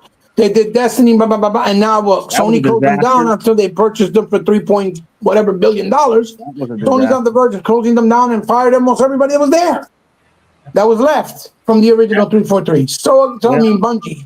So again, now it wasn't Sony who destroyed them. It was Microsoft's fault. Microsoft gave, look, the whole reason they're in this bind right now, where they lost all this money, right? Because that's really what it's about. They lost a lot of money, invested way too much, and they didn't have enough profits come in. They had only a little bit of profit, and that's what they want to change. They want to have a bigger profit margin. You're fading, Heba. You're fading. The whole problem right now is that they want to have a bigger profit margin, right? Yeah. Because they didn't have enough profit margin, even though they spent the most money. So that's what this really is about. It's not that they lost money to the point where they're on the verge of closing down the way people make it seem. No. They didn't make enough profits based on what they spent. So now they want to change that if they spent $100 billion, that they make back $300 billion. That's what they want. That's really the problem going on there. Right? Yeah. It's not that they're closing down because they're broke and they don't have no money. They're not in the red. They don't owe nobody money. It's just, I mean, put like this, they even confirmed that at one point they were funding the entire Xbox division just with Minecraft money. That's how much money they were making, hand over fist, right? Yeah. If a company can run a whole division of gaming with one game, how do you think that they're on the verge of closing down? Are you retarded? How do you even think that? Sony and Microsoft are not on the same league. I'm sorry. And the only reason Sony sells more consoles is because Sony is the Apple of video games. Everybody in the world wants to buy it because everybody in the world has one and says, oh, this is the best. Get an Apple phone, it's the best. Even though their fucking phones are garbage. I can't stand them. Their fucking operating system garbage, right? It's the same way with PlayStation. It's the most overrated console in the history of all gaming history, period. And not just this one, every single PlayStation. PlayStation 2, overrated. Nowhere near on the level of a Saturn or a Dreamcast or a motherfucking Xbox OG. PlayStation 3, nowhere near on the level of the 360 or Neo Geo or any of those consoles that came out before it. The fucking PS4 wasn't on the level of the Xbox One, even though people want to act like, oh, but it was inferior. No, it wasn't. It was not inferior. You had ES RAM that you had to tackle individually, and developers, because the Sony PS4 was the leading platform, were being lazy and didn't want to use it because it was more work. Because the PS4 was selling more. And how do we know? Because that's why they went in and helped Bungie with Destiny and helped the other guys with that Diablo game, and both games were running better on Xbox than they did on PS4. Because they showed them how to use it. But Microsoft couldn't fit that bill, and they keep sending their developer and engineers to help other developers so that they can actually utilize what they had in the console. That wasn't their job. That wasn't their job. And then that's why we had the Xbox One X, right? Where they made it more powerful, more accessible, easier Yes, to the One X custom right, chip. they made it more powerful, more accessible, and easier to fucking develop for it. And then what happened? They weren't using it. They were using the PS5 Pro, the PlayStation 4 Pro, when it was doing a little bit more. And we knew it was garbage hardware. It had fake HDR, fake Dolby Atmos surround, Checkerboard fake rendering. everything. Huh? Checkerboard rendering. Oh, checkerboard. Yeah, checkerboard rendering. All of it was done firmware based, while the Xbox One X was hardware based. It's the same thing now. The Series X, everything that's in it is hardware based, meaning they built it in the actual hardware, whether it's the HDR Dolby Vision, whether it's the Dolby Atmos surround, the VRR, the DirectX 12 Ultimate compatibility. All of it, it's built in the hardware. As opposed to PS5 and PS5 Pro, it's all firmware updated. It's not the same thing. It's an imitation or an emulation of what it's supposed to do. But it's not 100% native, so it doesn't work as well, and it's not as good as it is on the Xbox X. That's why most of the games that run CPU based all run better in the Series X, even though the PlayStation Pro 5 Pro is supposed to be the godsend of all godsend that even better than PC. That's why it's doing that. And now they confirmed that they're going to be able to update it because it was built on FSR 2 and FSR 3.0, that they can update it and run FSR 4.1, and it's going to do more efficient things than the actual Pro just with an update because it was built in the hardware. Mm-hmm. It's not imitation. It's not firmware update from the beginning. And people don't seem to understand that. That's why Phil said we don't need a mid-gen cycle console. We don't. He knew that. He knew that. That's why they offered the Series X. And believe it or not, the Series S can do things that even the Pro or PS5 can't do with certain games because it has actual technology like that built in the hardware. It's not firmware updated. It's natively implemented in the hardware, and people don't seem to understand that. Yep. All public record. Go look it up. Does the PS5 have native hardware integrated FSR or Dolby Atmos surround, Dolby Vision HDR, or VRR? And it's going to tell you, no, it's firmware updated. It's on. You can look it up 1,000 times. It's exactly what it's going to tell you. And that's the difference. That is the difference, right? And so that's why I said the console was future-proof and it's built to last. And that rubs people the wrong way. So they do the denial game. And even, you can even type this up and you'll see. If you put up that Digital Foundry even confirmed that developers are telling them themselves that even though the hardware for the Xbox Series X is superior hardware, they don't, in other words, they don't make it the principal development console. They prioritize PS5 and then port it to the Xbox. That's why a lot of times you see a game that runs worse than Series X, it's not because the Series X is not more powerful. It's because they don't prioritize the actual build because it's not the leading platform. And you can look it up and it's going to pop up where they admitted that. They said it themselves. Yeah, I hope Asha fixes it. That's one of the things she needs to fix. Like what I want her to do is because with Phil should have done that. Huh? Phil should have done that. Yeah, well, but he didn't. So that's what I mean. So if Asha, like Phil would let that slide, I hope Asha would be like how you said the story about that guy who showed up to the Xbox event with Nintendo gear on. Mm-hmm. And she called him out on it. That's what I want from her. Yeah, for sure. Yeah, that's what she needs to do. I mean, how do you know you have something? Because Phil would be like, "Oh, I don't want to interfere." That's his mentality. I don't want to interfere. Right. And that's why developers like the Initiative, 8 years doing Perfect Dark. Supposedly it was $500 million that were given to them to do the game, and all they had was a tech demo 8 years later. Like, bro, that's unacceptable. Dude, all you have to do is look at when we watched that video with Satya, man. Like when he said that 20 billion. Yeah. Dude, just look at it, dude. He was Yeah. It's a fact. He said, no one can say we haven't invested in Xbox. He said it. That was the first thing he said. Yep. Because we've invested.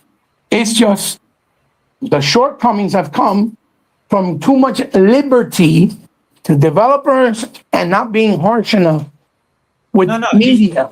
he should have said the truth. He should have said the truth. But what I discovered is that you guys in the gaming community are a bunch of liars. Right? You say Right. you want one thing, but your actions and your money doesn't back it up. Yeah. Because at the end of the day, that's what it boils down to. And that's what I wanted to talk about in this podcast, right? Because I think gamers are getting a pass, and they should be put there in the headlines too. Because you guys do not support this industry. They don't. Gamers do not support this industry. Yeah. In fact, No, they don't. They really don't. Nope, they don't. Right, Sega Man? I know Sega Man supports it. I know you support it. Well, they play a lot of, like Ebot said too. They're, a lot of these gamers are playing free to play games. They're playing like Roblox. They're playing, Fortnite. Stuff like that, brother. Apex, Not- Overwatch, Apex, yep, Call of Overwatch. Duty, whatever, Madden. Yeah, Same old. Fucking what the fuck, GTA? Mm-hmm. Dude, GTA, you know there's a problem when you got a game like GTA that's been out for 15 years almost, right? And it's still the number one spot, or at least in the top 10 every month as far as game sales. that's crazy. Almost 15 years, and it's still on the number 10 spot every month on game sales. Okay. Yeah. Okay. So this is what I want, right? Because Phil would look at that and be like, "Oh, that's great. That's great for the gaming industry." I want Asha to look at that and says, "Why don't we have that?" Right. That's what I would Yeah. like her to do. Oh yeah, definitely. And so back in the day, dude, this is what I was talking about when I would say, like, this is what they should buy, this is why they should buy them, right? Because I have my personal interest. So again, Sega, I use that as an example. Would love to be that. Would love to have them under the Xbox umbrella, right? But if I was going to make a business choice, it would be EA, because EA has a lot of games that has that, right? And I think Asha, because I know there's an article going out that they're talking about this, that she likes third-party deals, which Phil would never do. But since Phil never did that, dude, that put Xbox behind the eight ball, where they had to rely on Minecraft, right? They should not have had to rely on Minecraft for that money. Now, how much of that is true, is it and is not true? I don't know. But that shouldn't have been the way that they should have did it. That should have been the cherry on the sundae, so to speak. Oh yeah, But Phil would never play hardball. And that's a big problem, especially with the gaming industry the way that it is now. Because I'm telling you, man, the Xbox will be perfectly fine, especially if they get rid of Sony, if Sony gets taken out of the picture. Then people won't have a choice. Then you're going to have their sycophant fans that'll hate it, right? And then they'll claim to go over to PC, which they probably won't do. Right? You can, and I could care less about those people. But like I said, Sega Man, I said this to Hebo. There's a generation of new gamers coming out, and that's the people that you got to start focusing on. And I think Asha is the right person for the job, because at the end of the day, what do you produce? How good is the game, right? Why aren't you meeting your deadlines? Where's the milestones, right? All of that stuff. Why do you need me to invest $20 million in this game? Can we make it cheaper? What's going to be the return investment on the ROI, return on investment for this stuff? oh yeah. Well, I mean, I think Microsoft opened their fucking wallets for too many developers first, instead of telling them or forcing them to show them why should we invest in what you want to do. Show us, prove to us first. Well, You get what I'm saying? I mean, I can tell you why. Is because they had Phil, number one, and that was the direction, right? They were the good guys, right? Yeah. Everybody, like even now, you see these guys crying, right? All these journalists crying, gaming journalists, like, well, they don't understand what this means for the developers. I'm like, well, I understand. I understand that, at the end of the day, they're not showing the ROI on it. That's just the bottom line now. But it's shifted because everything is about money right now. Mm-hmm. Well, I mean, look, Double Fine and Ninja Theory were both going bankrupt. You could look it up. Yeah. Microsoft acquired them. And what was the first thing that Ninja Theory was talking about? Oh, we first asked them, can we keep our creative freedom? That's what they were asking them. Meanwhile, they were willing to buy them, right? And they not only bought them, they completely built a brand new mocap studio for them, spent millions of dollars to build it for them, over there where they're from, right? In England, France, wherever the fuck they're from, right? Norway, whatever, right? And now they're the first ones running out, like, all right, well, we want to be sold, and so they got sold. And that's why it's when you see the new one, it's coming to all the platforms.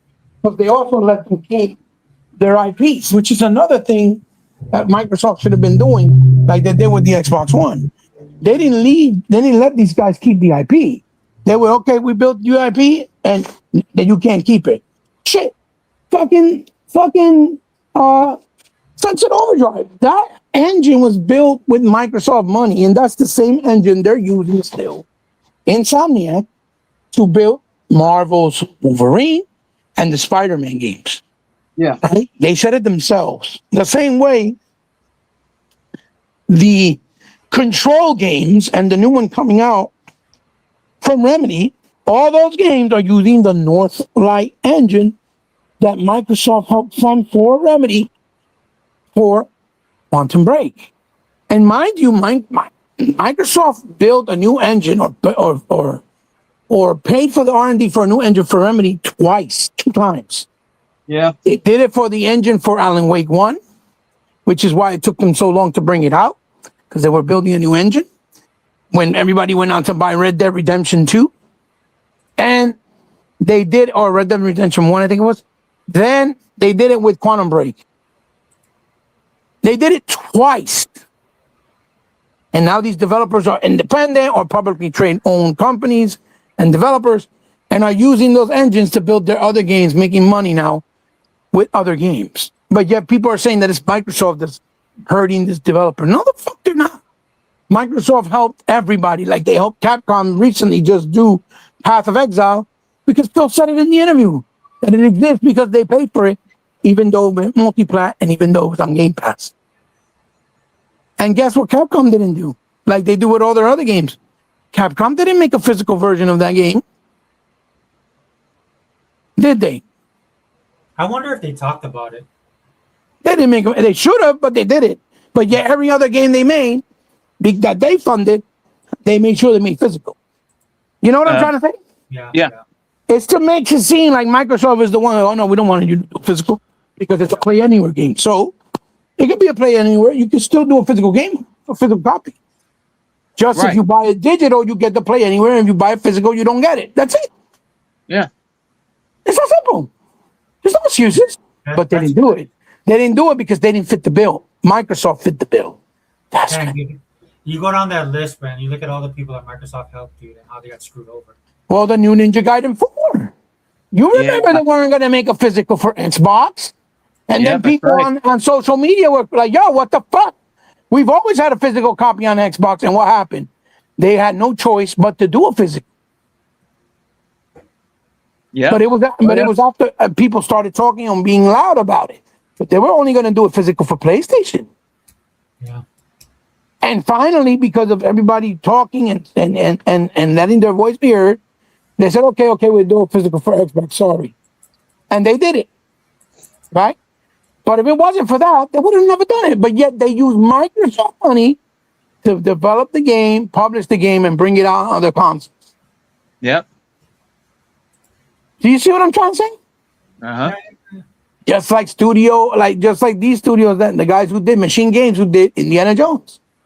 It wasn't. Who's the owner of Indiana Jones? Is it Paramount or Warner Brothers? My brother.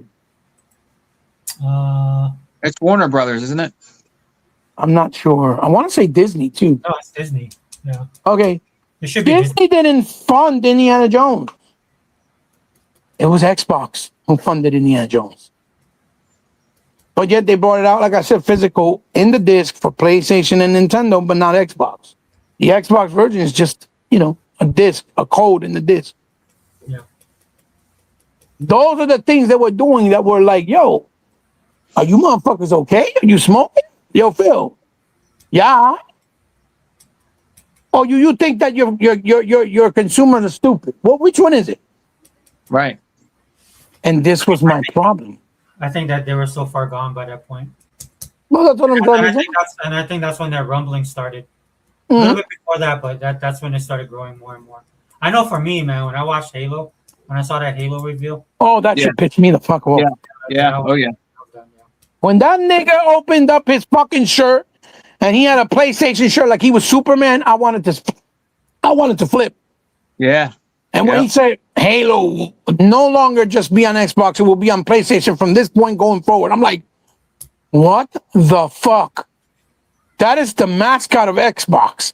Halo is what it is because of console gamers on Xbox. Because even when it came out in PC, it didn't sell like it did on console. Uh-huh. Let's keep it real. It was the Xbox console gamers who made Halo what it is today. And you're going to have the nerve to put it on PlayStation? When all these motherfuckers ever done is make fun of it, calling it the shooter box because of Halos and Gears of War? And you don't think that's a problem? Yeah. And then they showed the featurette and they literally showed the PS5 Pro in those videos and not an Xbox Series X?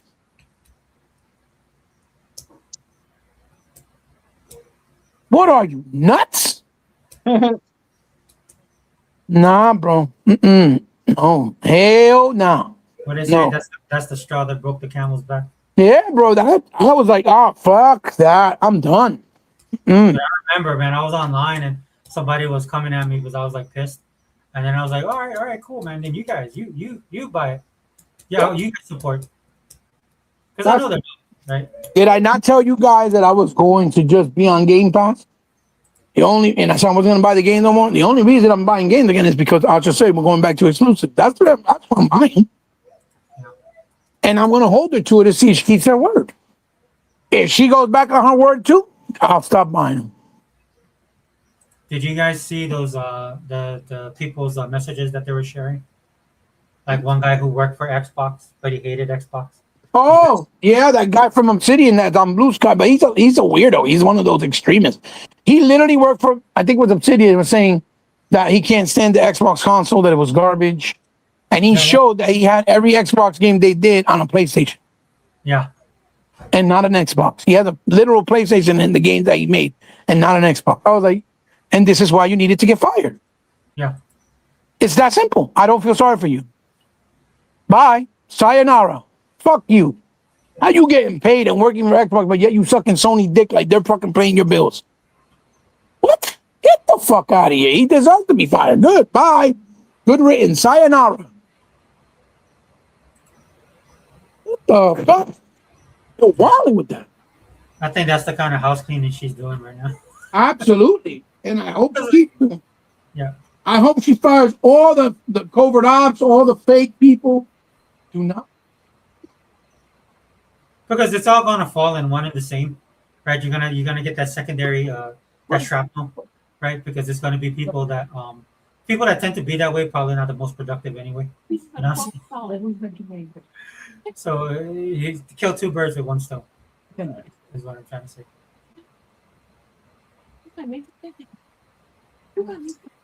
Yeah, but Sega Man, dude, I was wondering, man, what did you think of the whole like the disc to digital thing? I don't know if you've been paying attention to that part, where they're gonna do disc to digital. Oh, Sega Man, are you there? I'm here. Oh, I thought is Sega Man there? Sega Man. But I don't want that disc to digital either, brother. Oh, okay. Yeah, go ahead then. You can. I don't want that. I don't care that you can allow me to put my disc game digitally so I can own it digitally. I don't care about that. I don't want that. I want the disc. Until there's not a law that passes that says gamers are protected for every digital purchase they do with video games, I don't care about the digital market. I don't. I understand it's a necessary evil because they make more money. I understand that it's a necessary evil because it's convenient for a lot of people, and that's why they like it, and they've embraced it. But until you don't protect the digital gaming market, don't push and shove in my face digital. I don't want to hear that. What I want is preservation of disc. Oh, but we can't afford because we don't have enough people. Listen, 15 million people buying physical is 15 million people. I don't want to hear that. I don't want to hear it. You can make it made to pre-order, and you'll save your butts, you'll save yourself financially, and you'll be protected. You don't have to worry about losing money with games sitting in a shelf on a GameStop or a Best Buy or an Amazon. Make it made to pre-order in every official site that you work with, whether it's Amazon, Best Buys. It's made to pre-order. If you pre-order it, you get it. If you don't, once that window is over, it's locked. You're not getting that game physical. That's it. It's very simple. It's not hard. Yeah. So I don't want to hear no excuses. There's no excuses. None. None. because we live in an era where there's so many options you can do. That's why the vinyl still work is doing well. That's why 4K DVDs are doing well. Blu-rays are still doing well. They even have some cassette tapes that they still sell and are kind of in the uprise, right? Yeah. Because the younger market is starting to realize that with the physical object that you have, you actually own it, but not digitally. They're starting to understand the concept, right? So don't come with that bullshit excuse that, oh, no, we can't do this because we're going to do too much money. No, you're not. No, you're not. Made to pre-order. That's it. That's simple. Made to pre-order. I don't want to hear it. Made to pre-order. You make it to pre-order, you're fine. That's what they're doing now with toys and with certain movies, like through Vinegar Syndrome, right? Or Arrow Videos. They put the pre-order up for a month, 2 months. They take on all the pre-orders, they close it, and after that, you lose your opportunity to get the movie. That's how I lost my opportunity to get Rad in 4K. And then I bought it in Blu-ray, and then they announced they're going to re-release it again at the end of this year. So I'm going to make sure I pre-order it in 4K because I'd rather have it in 4K and just sell off my Blu-ray version, right?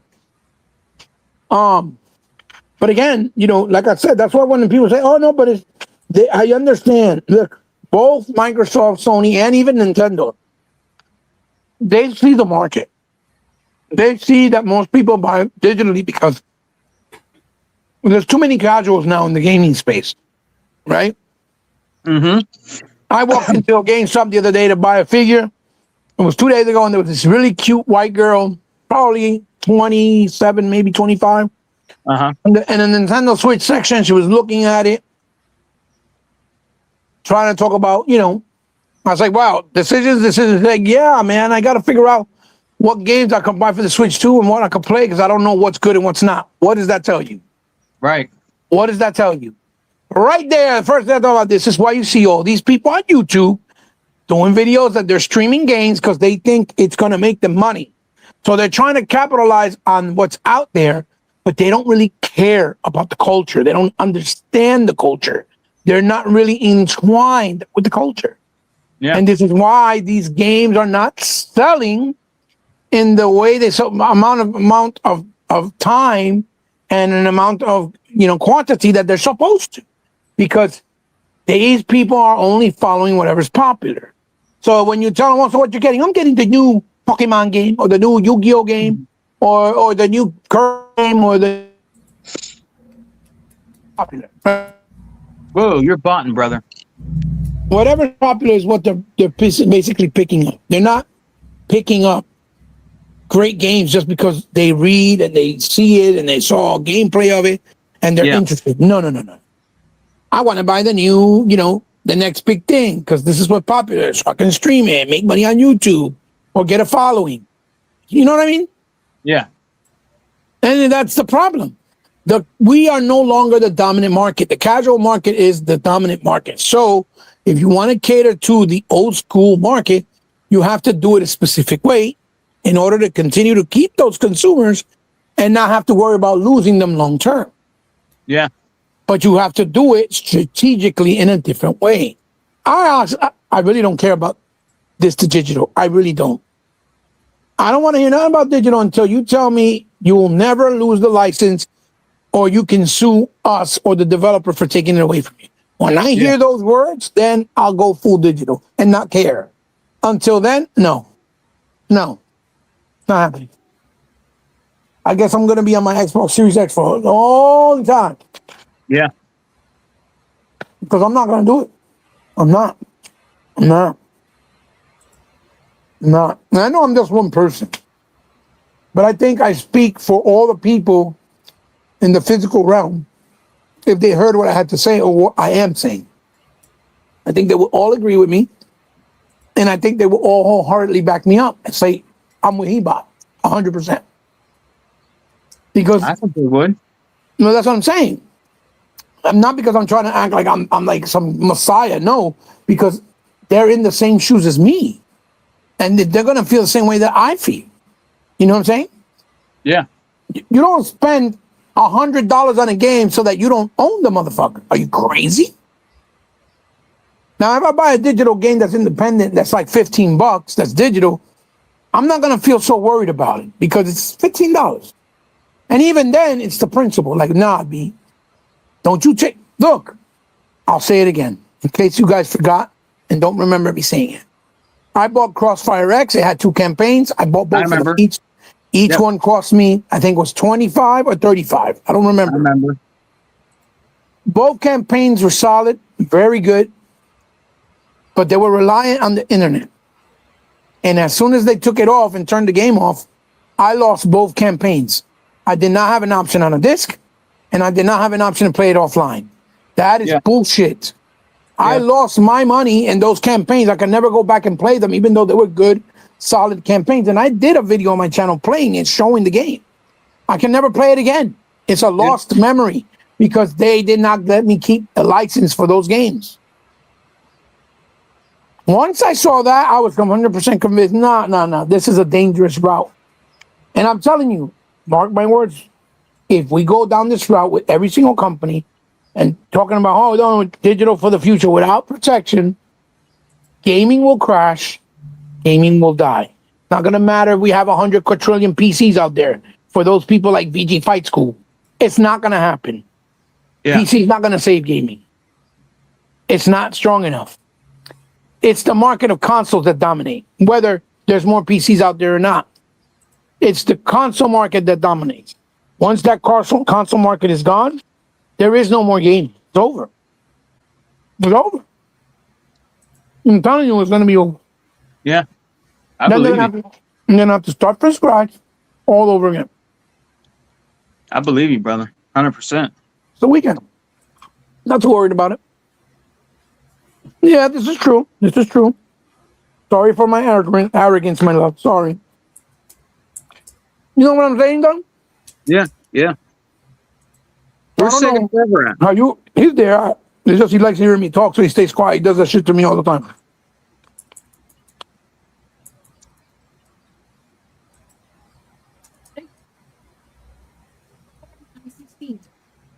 No, go ahead, Sega Man. You gonna say something?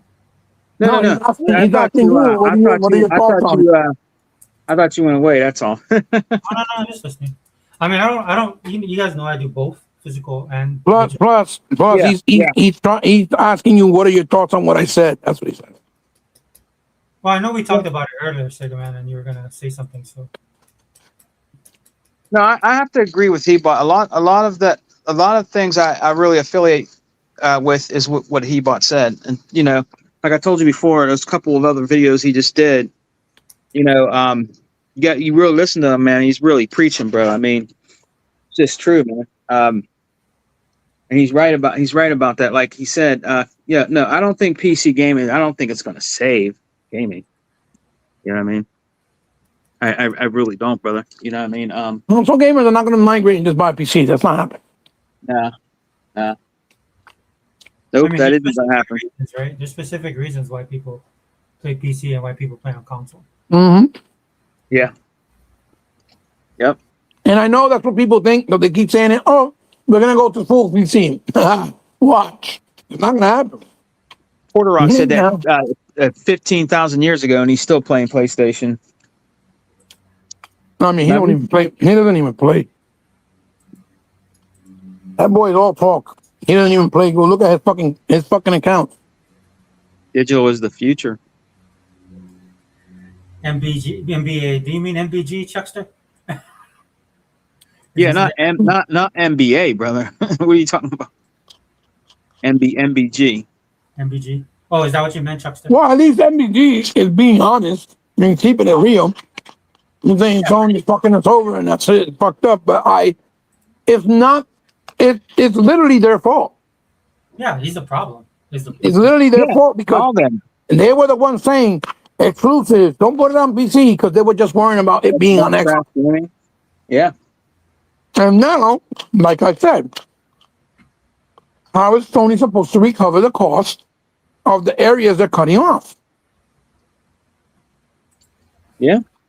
It's just like when I was saying when people were complaining about Xbox bringing up the price for Xbox Live to 120 from 60. Like these motherfuckers have been offering Xbox Live for 15 plus years for $60 a year. They Yeah. finally want to bring it up because they knew they had to put more games that were going to be more expensive on Game Pass, so that it could be more successful and they can actually cover the cost. And instead of people saying, "Okay, it's fair," no, you fucking thieves! How fucking dare you? Who the fuck you think you are? Fucking it should be free, really? Yeah. Yeah. So that's AT&T. So that's Optimum Online. So that's fucking DirecTV. They're the ones who control. Kima, your phone is ringing. They're the ones who control the cable market. There's only like Time Warner. There's like 3 of them. Yeah. That's it. You really fucking think that they're gonna care? No, they're gonna shut down the servers and then you can't use them. Microsoft don't control the internet servers. It's them. Oh yeah. You know what I mean? Yeah. Oh, it could be free. If it was only that easy. It's free. Hold on, guys. Yeah. It's not that easy. Yeah, but thanks for joining, Chuckster. Appreciate it. Well, I guess we could, yeah, I'm gonna have to go pretty soon. So I guess we could try to start to wrap it up. Second, man. Wait for Debot to get back to his final thoughts. Brother, what do you think about them calling Asha Sharma an agent? Oh yeah. So and that's another thing, right? So you have a lot of different voices talking about this stuff, and like even in my channel, man, I've gone political, but a lot of these guys have gone political as well. So they have a certain mindset when it comes to her. I don't personally like that because there's no information out there that would indicate, right, that she is firing people to make room for Indian workers, right? Yeah. Which one is Microsoft? So and if you're new to the game, Microsoft has always done that. I'm not saying you have to agree with it or not, but when people start talking about it, they're like a day late and a dollar short. Oh yeah. This is something that the current administration, the current president was high on.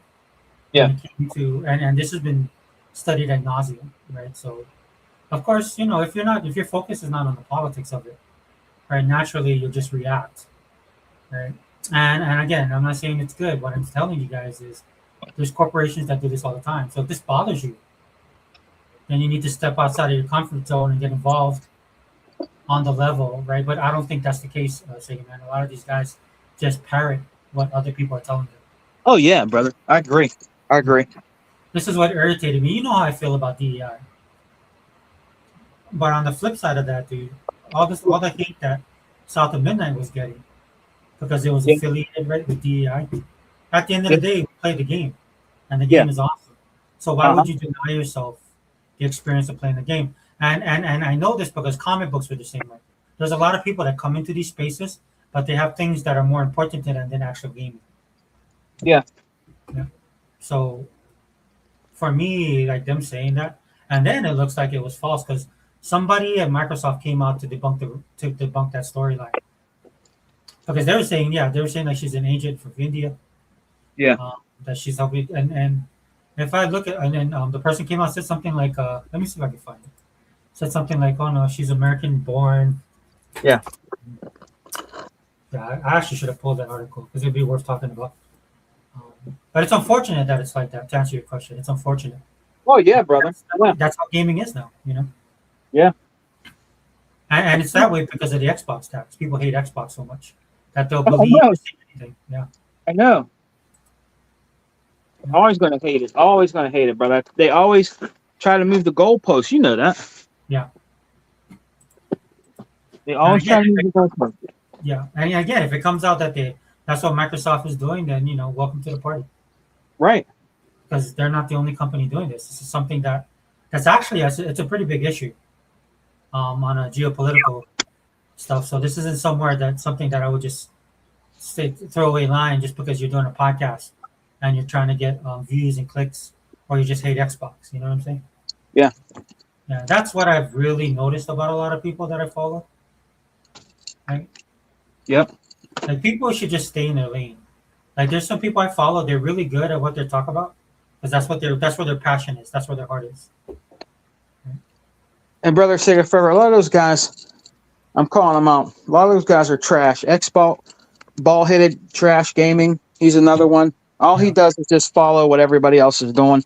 If you listen to his videos, man, or you listen to him talk, Yeah. all he's doing is regurgitating what everybody else said. AGN,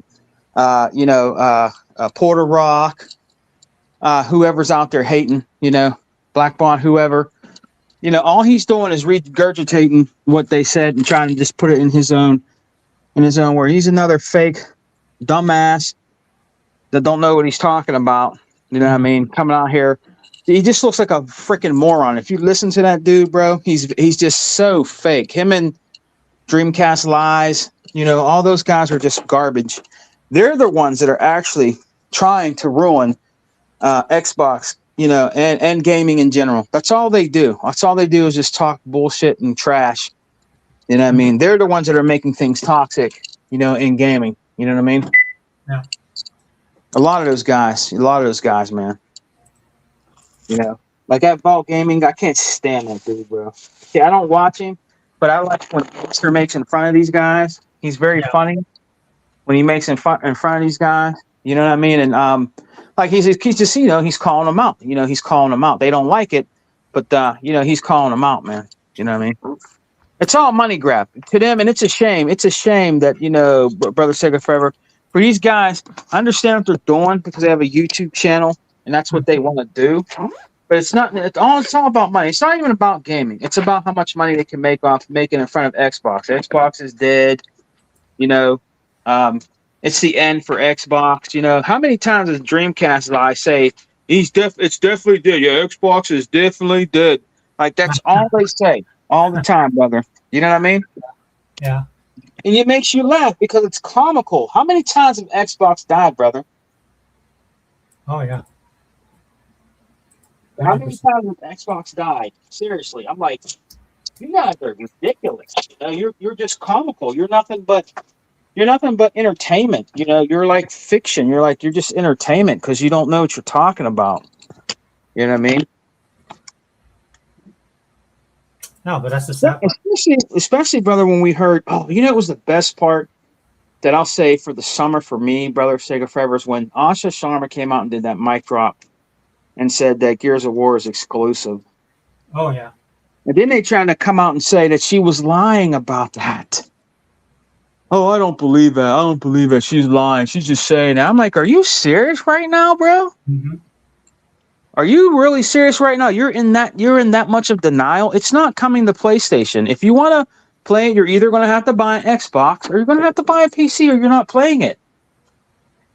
Make your choice. It's not coming to PlayStation. It's not.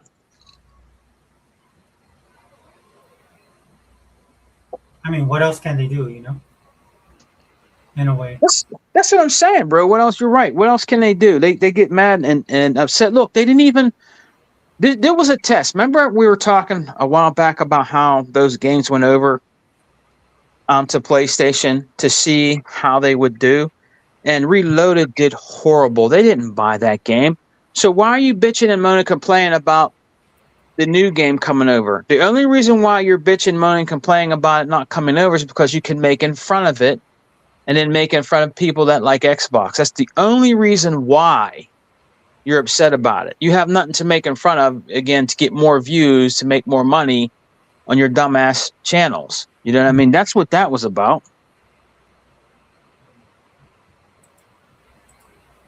And you can tell too, because they like we were talking about earlier, they just regurgitate. Yeah. You can tell, brother. You can tell, And I agree a lot with you said with Phil. Like I said, remember that big hoopla when Quantum Break? Was that the game? Quantum Break? Oh, go ahead. What happened? Remember when Crap Game? I don't want to make in front of his name anymore. I'm tired of making in front of it. When Crap Gamer got mad, I'm going to take away my pre-orders because it's going to PC. Yeah. I'm not going to. And then Phil Spencer said, "You're really going to do that? you really going to, stop your pre-order because it's going on PC? Like back in the day." You know what I mean? Like that guy just, he was a freaking idiot. You know what I mean? sometimes you have to do some things like that. Sometimes you have to do that to see how much more money you can make out of it, to keep the game alive. Hopefully, bring new games, into our pref up games that we already have. You know what I mean? Like different things like that. I'm not gonna stop or cancel my pre-order because it goes to PC. It's not hurting me. It's not hurting me and you enjoying the game. It really isn't. If you think about it, it's not really hurting me and you enjoying the game if it goes to PC. It's not taking nothing away from me. You know what I mean? Yeah. If you think about it, it just isn't. It's not taking nothing away from me. It's not taking nothing away from anybody. I guess like what I say, I just wish people would just kind of stay in their lane, but that's not. Yeah. Unfortunately, it's not like that. Yeah. And it's irritating because, like, to me, it's like I'll listen to some people and they start talking about it, and I'm like, bro, you don't even have an Xbox. Why do you care? You know what I'm saying? Yeah, that's what I mean. Why do you care? You don't, like you said, I agree with you. You don't even have an Xbox and you're talking crap. You know what I mean? You don't even have one. You don't even own one, and you're talking crap about Xbox. You know what I mean? Yeah, that's how bad it's gotten.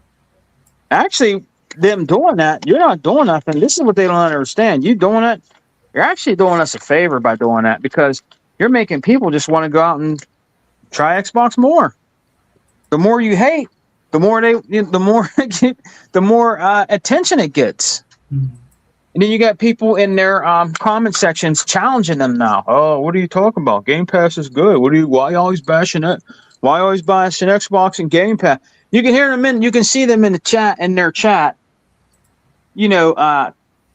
challenging them to that, and they either block them or they call them stupid or dumb, when they're in their chat, because they have an opinion, buddy. If you don't like it, then maybe you shouldn't have a chat. You know what I mean? Anybody can come to the chat, right? Mm-hmm. So, I mean, but you want to bash them. Oh, you're stupid. You don't know what you're talking about. You're dumb. You don't know what Xbox is doing. And I'm like, wow, dude, you're going to bash your own chat because they're challenging you about Game Pass. They hate that too, because they know Game Pass is way better than what PlayStation Plus can offer you, period. It just is. I looked into it, and it's just way better. Yeah, there is no better, and that's what makes me kind of sad. It's just like, do we deserve Game Pass? This current generation of gamers, because never has been a time, like Hebot kind of talked about it, right? There's never been a time where you had a service like Game Pass that was just so consumer friendly. Right. Now, I know some people had a problem with the $29 thing and stuff like that, but at the end of the day, that's something that you got to decide for yourself. But there is nothing like it, right? I mean, do I wish that it goes a little bit cheaper? Yeah. Do I have some thoughts on that? Definitely, right? Like they took COD out. There's other things I feel they could take out, because I personally don't benefit from it. Yeah. But at its core, dude, I think they should, like, if they take the multiplayer games out, some people are suggesting. At its core, though, I think they should keep their first party games in Game Pass. Yeah. And then just continue doing what they're doing. Because one of the things that gets glossed over when you lose a Call of Duty is people don't realize that they paid for Grand Theft Auto. Yeah. The last Grand Theft Auto, not the new one. Oh, yeah. You're right. They did, because it was in there for a little while. You're right. They do that all the time. I remember it being in there. You're right. And when they do that, they it's not just that. It's just the number of games that they pepper through, and that's for the people that are in the service, right? That's a service perk. Right? Yeah. So the initial games that you see, which are pretty good for the most part. What you normally see. And if you just go back, then you see what you actually get for that month. It's pretty amazing. Yeah. And the interesting thing is that it's still in there. The stuff just doesn't disappear the next month. It stays in there for a long time. Yep. So much so that, like, when you do lose these games, you kind of look at the list. You go, "Oh man, I forgot that was in there. So let me go play it." Or like what I do, I'm like, "Oh yeah, I forgot. So I'll go buy it. I thought I bought it. I'll go buy it." And and you're right. You know what? Another thing is great, brother. Second forever is when you have. I mean, what helps us too, it helps the consumer a lot, is when you have the Xbox Cloud Gaming. Does any of these other consoles offer it like the way Microsoft does? I mean, when you don't have when you don't have like any room left on your your your memory, different things Mhm. like that. For what's his name uses that a lot. Tuckmaster. Tuckmaster uses that a lot. You know what I mean? Yes, yes, I do too. And I Yeah, like because that. it's kind of a pain, if we're Yeah, being honest, yeah, to constantly download, yeah. because there's But some stuff that you have to download. You can't. There's no way around it because yeah, it won't play well on streaming. At least for me. So there's things I know that I gotta download, but if I can ever just try out a game, yeah. for me that's probably like one of the best things. You know what Um, also is good about that. You had let's say you had your friend had an Xbox Series X, mhm. and you're like, oh man, you know what? I only have the One X, or if you had an Xbox One S, you can still play the same game he's playing, but he just has to do it through cloud. You know what I mean? Because he doesn't, or it's not Xbox One and Xbox Series X and branded. You can play it through the cloud. It'll say that's how you could play it. If you don't own it, or you don't own like the next gen consoles, you can actually still play those next gen games, but it's through the cloud. You know what I mean? Yeah, Which is awesome. I think that's awesome. I mean, yeah. I mean, eventually, if you should think about upgrading. If you want to really experience it a different type of way, but that's just another way that they can bring that do good things to bring gaming to you, brother. You have different ways that you can game with Xbox, man. Cloud gaming, different things like that. It's just different ways to game, man. You could still game even if you don't have a new system. You can still play and experience that game if you can't afford a new gaming system. You don't have to go out and buy a One X, or if you can't buy an Xbox Series S, you can still enjoy those games through cloud gaming. yeah, You know, some people do have it that bad. You know what I mean? They might have an Xbox One X. Maybe they can't afford, to buy a Series X right now. Especially, what's going on right now. You know how everything's going up too right now. RAM, different things like that, brother. yeah. That's interesting because at least with Asha and Xbox, they were quick to discuss everything openly, Oh yeah, and that's another thing that I will give her um, credit for. And yeah, again, it's something. Again, this is we kind of started this off to give Phil his flowers, but also if I had a critique of Phil is that he did not discuss openly a lot of stuff yeah, that was going on. You're not going to get that with Asha. That's probably why she was appointed to the right, position. And I've seen people online come kind of complain about that she's talking too much. And I wrote back, I'm like, no, she's talking exactly the way that she needs to talk. Because yeah, number one, like we want to know, and a lot of these people that are complaining are not Xbox people, right? And then number two, it's important that she does that so that the media can twist. So it shows me that she's actually social media savvy because yeah, she understands how people can take your words and twist them. So she doesn't give them any wiggle room, which is why a lot of these people have egg on their faces because they ran with the narrative yeah, Xbox was going to shut down and then fire and close a lot of people, and that didn't happen. They did lay people off, yeah, but again, if you don't have your head in the sand, and if you look at what's going on in the world, Microsoft is not the only company doing this. Uh, and again, they have egg in their face because they never covered this when Sony was doing it, right? yeah. As closely as they do with Xbox and Microsoft. And so I, for one, like that she does that because, again, it forces these guys to come up with stuff, right? Because anybody with common sense and like Hibat was saying, critical thinking, Yeah. will understand that they can see the bias in what these guys are saying. Oh, big time, brother. Yeah. Yeah. So what they're forced to do is just make up these stories and follow these rumors and speculate and then grossly over speculate on what was going to happen. Then when it happens, a lot of these guys they've got egg on their face. But of Oh course, yeah. none of them make the follow up video talking about how they Hmm. were wrong, right? Yeah. and so she knows that. Too. She knows that, and so she's gonna control the narrative, and that's something that I've wanted them to do for the longest time, but we never got that from Phil. Yeah. Because Phil was a get along, go along to get along to go along, or go along to get along kind of guy. Yeah. He was he didn't like the conflict. He tried to resolve it instead of dealing with it. And again, for that 90%, I love Phil. It's that 10%. This is where that 10% falls in. Yeah. I mean, if you look at Asha and you look at Phil, they're very different leaders. Oh yeah, 100%. Yeah. And some of the people they got rid of, I'm not saying they got rid of it because the people were bad or anything like that. I do believe that that Xbox realized under Asha that, hey, we're going in a different direction, and these guys will not be able to either deliver or they won't be on board. Right. And for a lot of you guys that come across this and might actually watch and listen to this, might think I'm being heartless. No, that's business. That's how everything actually operates in the world. Yeah. Right? This is what NBA teams do. This is what NFL teams do. Yeah. This is why you have drama online. And then you just like the gaming industry, a lot of these industries have these people that come in and they make a living off of this drama. Yep. Instead of being honest and dealing with facts and actually waiting till the story comes out. Especially if you look at Asha and the type of person she is, she's been straightforward from the jump. Yeah. Right. I'm not saying we're gonna like everything. Some things I'm not too big on. You know, I think she should have kept COD in there. But I understand what she's doing. And that's all I ask for at the end of the day, Sega Man. You might not do what I like, or I might not agree with you, but at least you're honest. Right. Keeping people in the dark is never good, especially when you're under fire like Microsoft and Xbox always are.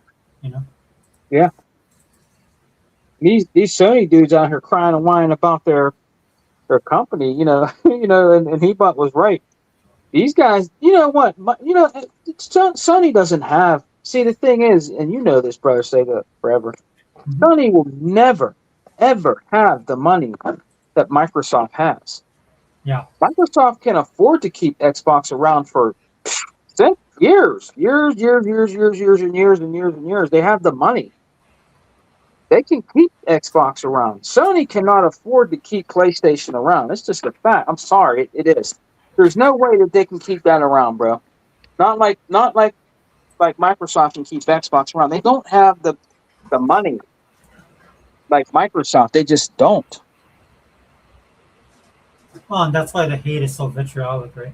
Because they know. Right. Yeah. You're right. They wish Sony was like Microsoft, but it's not. Yeah. They hate that too. They hate that with a passion, but it is true. Sony just doesn't have the money, dude. Look, they sold their TV division off. What does that tell you?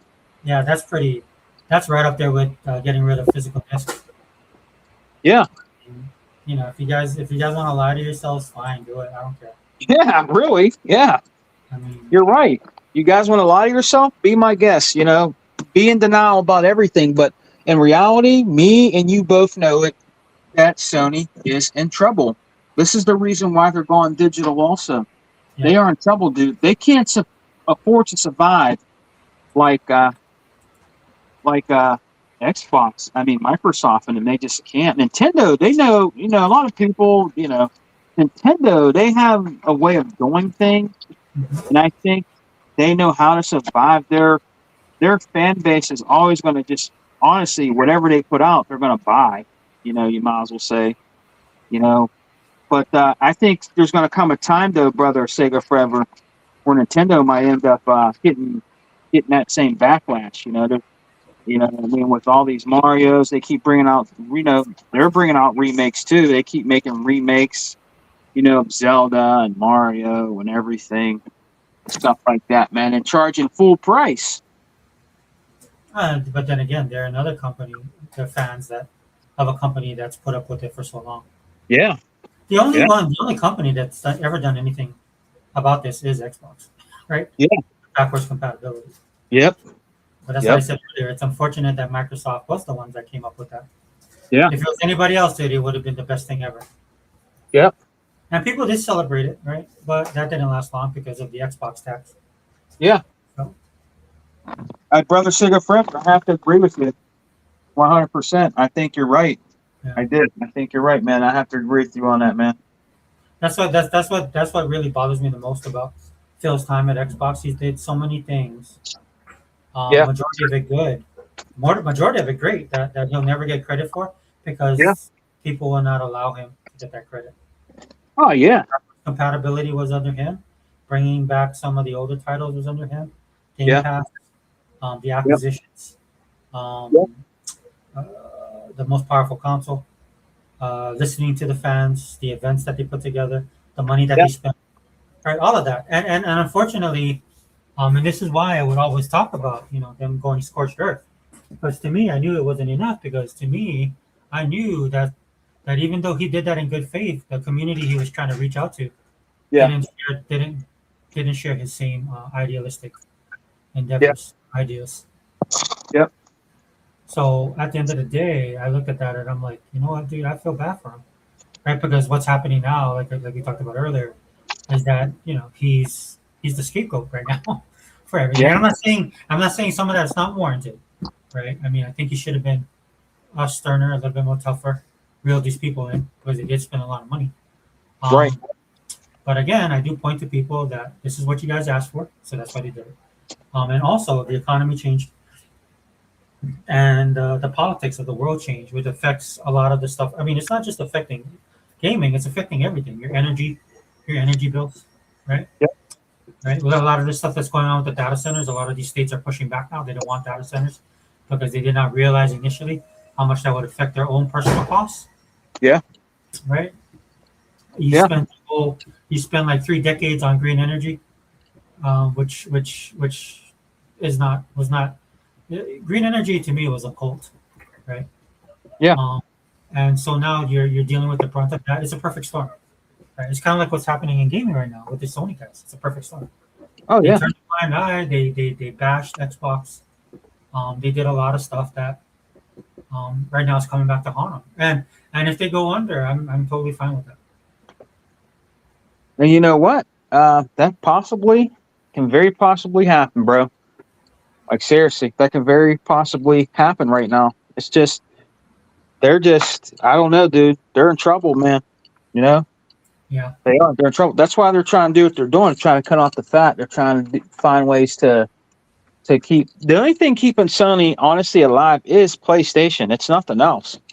Their movies has bombed. They had to sell off their TV division. Their computers were complete trash. You know what I mean? Their receivers were garbage. They just were. Yeah, I had a friend. His name was Tony, and he used to love stereo equipment, Yeah, me stuff too. like that. And he said, "Hey, man, that's one of the worst. Is their receivers? Their receivers were terrible. They were terrible. They would break all the time. And Well, that's then when they started. That's when they started outsourcing yeah, because they wanted to grow. Yeah. They actually followed our example, which they shouldn't have done because we shouldn't have done that either. Yeah. We started outsourcing our stuff, so that quality control disappeared, and they might have made profit on it. Yeah. Look at what we're suffering now with the chips and the materials, right? That's because we outsourced everything to China. Yeah, man. That's and people got to understand. That's not in the. They don't even mention that too. Everything is about Xbox being dead and bullshit. They don't even mention. They never talk about the real problem about what's going on and what can possibly hurt us, the true gamers of gaming. They don't talk about that at all. When you like, for instance, when you had Phil Spencer come out and talk, I'm going to be honest with you. I never hardly or even knew of anybody coming out and talking about gaming as much as he did, even from Sony or Nintendo. And I have a Switch, and sometimes I'll get an update where one of them will come out and talk about a game they have coming out and thanking the Nintendo fans and stuff like that. They even do it more than PlayStation. They do it more than PlayStation. Nintendo will come out and talk about their games, right? Bro, Cigarette Fever, or what they got coming out more than they do. You never really hear from them. Never. You'll see a state of play and it's trash. They hate their state of plays. Yeah. They're always talking about how bad they are. You know why I think they hate them, brother, if I'm being honest? What? I think they hate them because they're not as good as Xbox. Yeah. If I'm being honest. I have to agree with you. I agree with you, man. They'll never admit to that, brother Sega Forever, but I do agree with you on that. I do believe that is it. I really do. I believe that's definitely it, man. That's why they do that. I have to agree with you on that, honestly. I think that's why they do that too, because they're not. Because you have Phil Spencer that came out, you had Sarah Bond. Sarah Bond, when she was with us, man, she got us excited. She she said, "Right, guys, we got these games coming out." She was smiling and everything. She made you feel hyped for what was coming out for Game Pass. She's the one that said that the next console will be leaps and bounds uh, uh, more than the Series X. She's the first one that came out and said that. Yeah. You know what I mean? Like, yeah, man, she made you, she got you all hyped up. Yeah, wondering what it's going to be like, and stuff like that. And that's what you're supposed to do in gaming. You're supposed to hype up the fan base, get them hyped up. You know, Mm-hmm. it even makes them go out and buy games. You know that, like they'll be watching the show, right? Like they'll be watching the Xbox show, and when after the show is off, they go what? They go right to the Microsoft store, start buying. There's people that do that because they're hyped. Yeah, man, let me go to the Microsoft store and buy a few games, man. I'm real hyped, man. I'm gonna buy some games and see what's going on in the store. What I mean? They actually do that. They think about that after they watch the shows and stuff like that, man. How do I know that? Because I'm a gamer. And that's what gamers do. They'll get hyped and go buy a few games. You know what I mean? Yeah, let me go to the store, man. I'm all hyped now. Let me get see what's on sale. Let's see what's going on, man. I'm hyped for the next gen and different things like that. You know what I mean? Like that's what gamers do, bro. Not all of them. I'm not saying all, but a lot of them do that, you know? The ones that matter in that sense, from a business Yeah. perspective, the guys that open up their wallets, yeah, it's really important. Well, let me give you an example, brother. And this is it's not gaming. Let me give you an example. After that Michael movie came out where Jafar played his uncle, it did Yeah. gangbusters. People went out and bought the CDs again, bought them all over again, bought Yeah. the CDs, bought it on streaming. They even went out and bought records, whatever. It boosted Michael again because that movie did so good. People ran out there to buy the music. Oh man, let me go get Thriller on CD. Let me go get History. Let me go get History or Bad. Let me go out and buy Bad. And they went out and bought this shit all over again, which made more money. That's why it lasts so long, and that's why they're going to make another one because it made everything go up again. The music. They're gonna make another one. Yeah, there's going to be another one. Ooh, what is it gonna focus on? Well, Like the brothers, or like? this one. Well, I think. Well, I'm gonna give you my. They said what I'm hearing. If it did so good that they're going to make a part 2. I don't think it's really etched in stone, but I think they're going to make a part 2 where he starts getting into experiencing the real truth about his vitiligo problems with different things that I guess were going on in his life, the good and bad. You know what I mean? But it's going to be done right. It's not going to be that one you've seen on Netflix, that dude that looked like him and he was, oh, I told you to get those effing cameras out of here, and busting his hands up and his hands are bleeding and his bodyguards are trying to help him out and them saying they never got paid and, this and that. Like if you watch, you know what I'm talking about? Yeah. Yeah, they always, every time they do something great about Michael, they want to put something bad about him out. And that's just the way the media is. When they do something good about Michael Jackson, bro, they'll come out and bring up old stuff again. Like old bad stuff. Was he a weirdo? Did he really do this or that? They'll regurgitate stuff from years and years and years ago that weren't even found true and different things like that, just to bring everybody down. That's just the way some of the media is, brother. If it's doing so good and really, really good, it's just right. The right thing is to try to bring it down. You know what I mean? That's just how the world, runs, man. You know what I mean? They want to bring up all the bad stuff again. Well, they say, if it bleeds, it leads. Yeah. Cells. So yeah, I understand. Yeah, they're pretty. If you think about it, brother Sega Forever, not to stay too much on Mike, but they would always constantly wonder, like ask really like very personal questions of Lisa Marie Presley. Oh, did you and Michael Jackson really have sex? You know what I mean? Just, bothering her about that when she was alive. And, she tried to tell him he's my husband. What do you think? You know what I mean?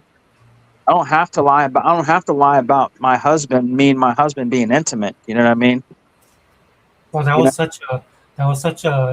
such a American royalty kind of thing. Because you Yeah. have the son of Elvis, the daughter of Elvis, and then the Yeah. king, right? Yeah. Well, there's a lot of people and they'll never admit it. They didn't like that. They did not like him marrying her. I know they didn't. Yeah. They didn't like Lisa Marie Presley marrying her.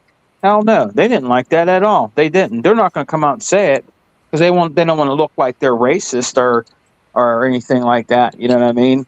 But they're not going to come out and say that, Brother Sega Forever. They're not. But they didn't want her to marry him. They did. I You know know they the did. funny thing, though. I mean, you and I were talking about Xbox. Um, that right there was something for our time. That was our generation. Oh So yeah, the generation before us, probably, yeah, I agree with what yeah, you're saying.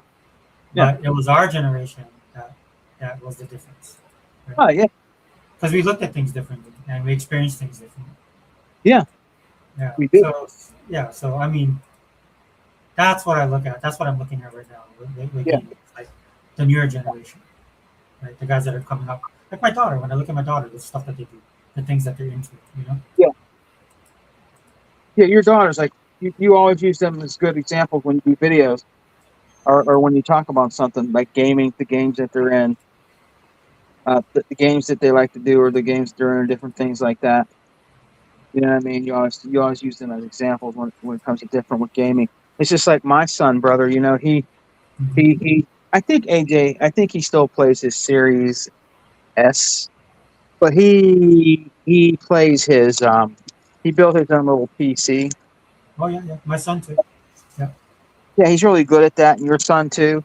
And Mm-hmm. that's cool. If my son, I find it fascinating. The stuff that he does and different things like that. And that's what he wants to do. That's fine. But he does play a Series S a lot. He does like his little Series S. Yeah. I even asked him, I said, "Do you want me to buy you a Series X?" And he said, "No." You know what I mean? I was going to actually go out and buy him one. I was like, Do you want Dad to get you want a Series X? No, I'll stick with my S, I Yeah. said, Yeah, all my right. son is the same way, bro. I know we're that older generation, hanging on a little bit, Yeah. But yeah, they're definitely experiencing stuff we experienced a little differently, Yeah. which isn't bad. I'm not saying it's bad. It's just you know. Yeah. And I'm not one of them family members. And there's a lot of family members that do this and they won't admit it.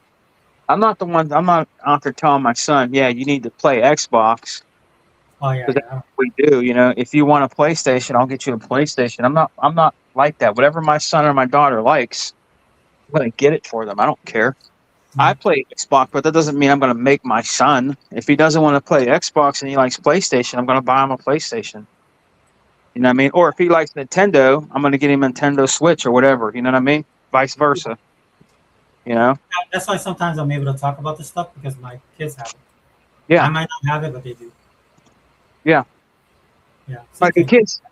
the kids I see out on the streets and the ones they see me with an Xbox hat on. I don't even know some of these, and they just come out and they say bad things.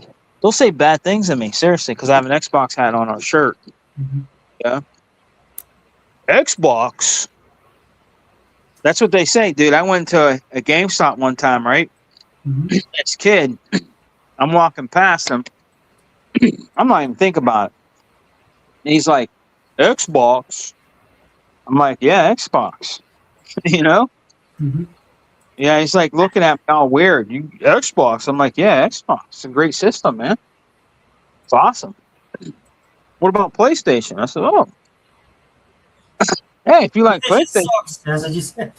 you know, I'm like, it's all right. I said, but I'm an Xbox guy. I don't play on PlayStation much. I told him, I said, I'm an Xbox guy, man. Yeah, but they don't have like games like Spider-Man. That's how they say it. They Yeah. don't say Xbox doesn't got no games. Okay, let's get that straight. They do not say Xbox got no games.